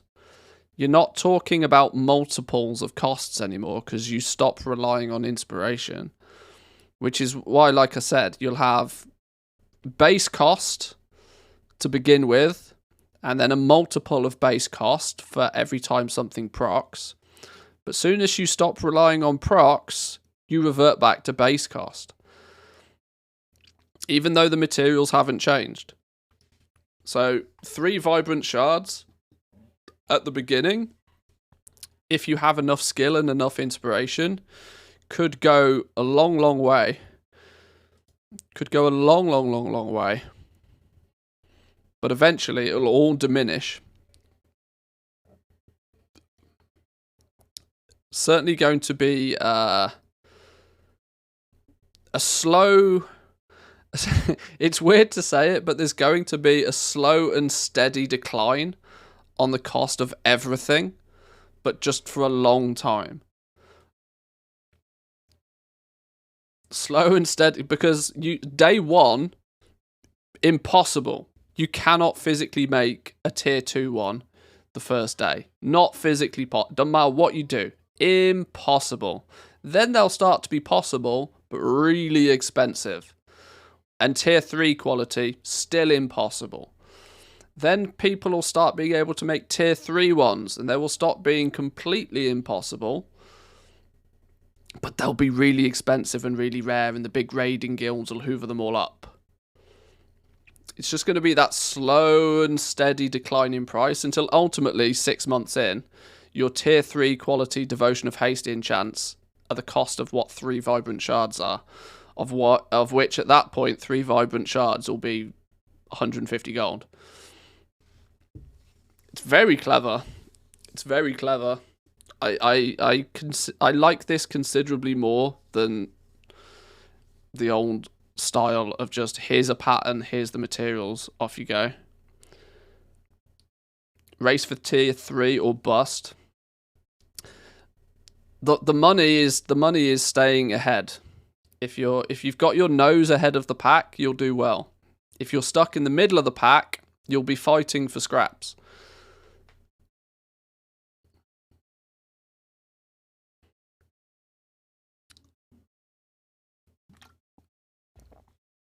This is why I've said it from the very beginning. Crafting looks really fun. I don't think it's going to be very profitable for most people, though. It will be profitable for a very select few individuals that focus on it quite heavily and stay ahead of the race. If you sit at the front of the race and continue to sit at the front of the race, you'll make disgusting and it's a bit gross, but people like myself will probably be the ones that come out ahead of this because we'll be the ones that can stay ahead of the race. And for 6 months, we'll print money with crafting. And then it'll just switch off. Because once you start to be able to guarantee max quality stuff, the race is over.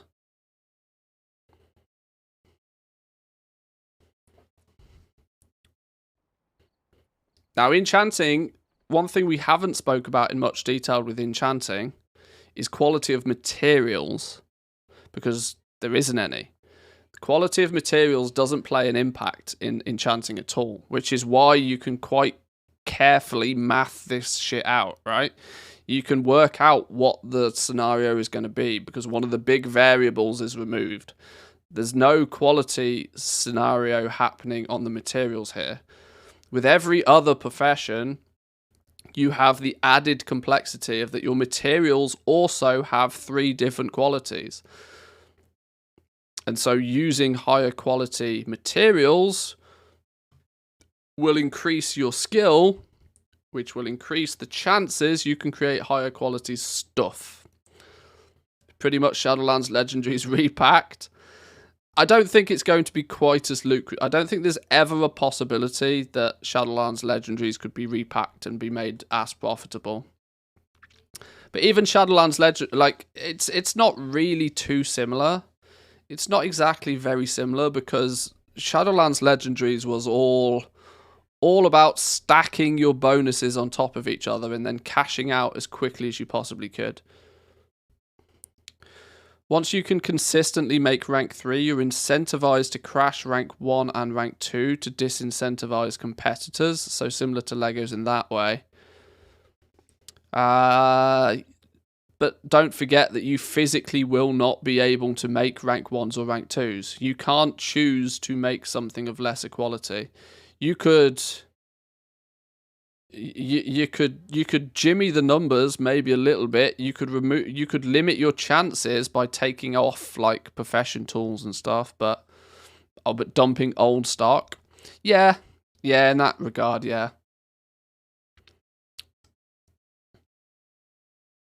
Yeah, I guess just if you just had a stockpile of things, yeah. If you this could be a worry. That let's say for example this scenario pans out.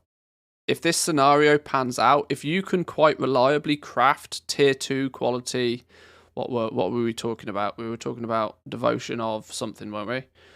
Where was it? We were talking about the Devotion of Haste. When you can quite comfortably craft these for 4,005, as long as you can sell them, as you're making a profit making these, what you're actually going to end up is with huge quantities of tier 1s that are just surplus to requirements. If you can sell a tier 2 for the cost of 4,500 gold, You break even on that. You break even. But you've still got 9 tier 1s, which are now questionably free. This does mean very quickly that your the pricing structure is going to be really wackadoodle. If you can cover your costs of crafting, you know, if you can sell that tier 2 for, let's say you sell it for 5,000 gold, you've covered the cost of crafting 10 things here.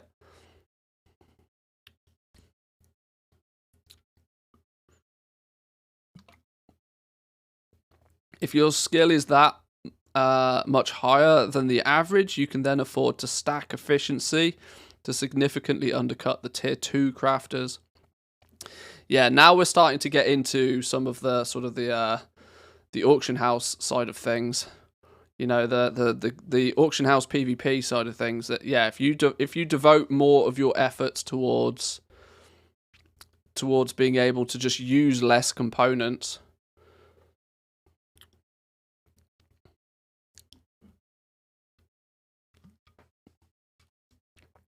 There's a few different options here. This was very simulation. This was a simulation of literally the first 2 weeks. The very early days. I'm trying to remove as much as possible with this, trying to remove one of the variables, which is just having stacks of knowledge spent or to spend. This is the thing, right? The whole system gets a lot looser as time goes on, as people have access to more specialization points. Enchants are a commodity market, so other people will do that for sure. It's true. It's true. I think it's quite cool though. But I don't think what I find enjoyable is strictly limited to enchanting. I've used enchanting as an example today, as it's the last profession that we've had opportunity to really look at in great detail. But this same theory applies to practically all of the professions. So it doesn't matter which profession you dive into. You've got a main character. You've got 2 profession slots to pick up on that character. It doesn't matter which 2 you pick. This same process, this same thought process still applies. And like I said, in many other cases, you have the added complexity that materials have quality as well. And so then you've got to start deciding, right, where does your profit come from? Because if you're having to use higher quality materials to give yourself a greater chance at higher quality end goods, what's the cost implications of doing that at scale? How do you get the knowledge for professions? Is it world quests, or do you just get them by crafting? There's a multitude of different options. I think it's probably the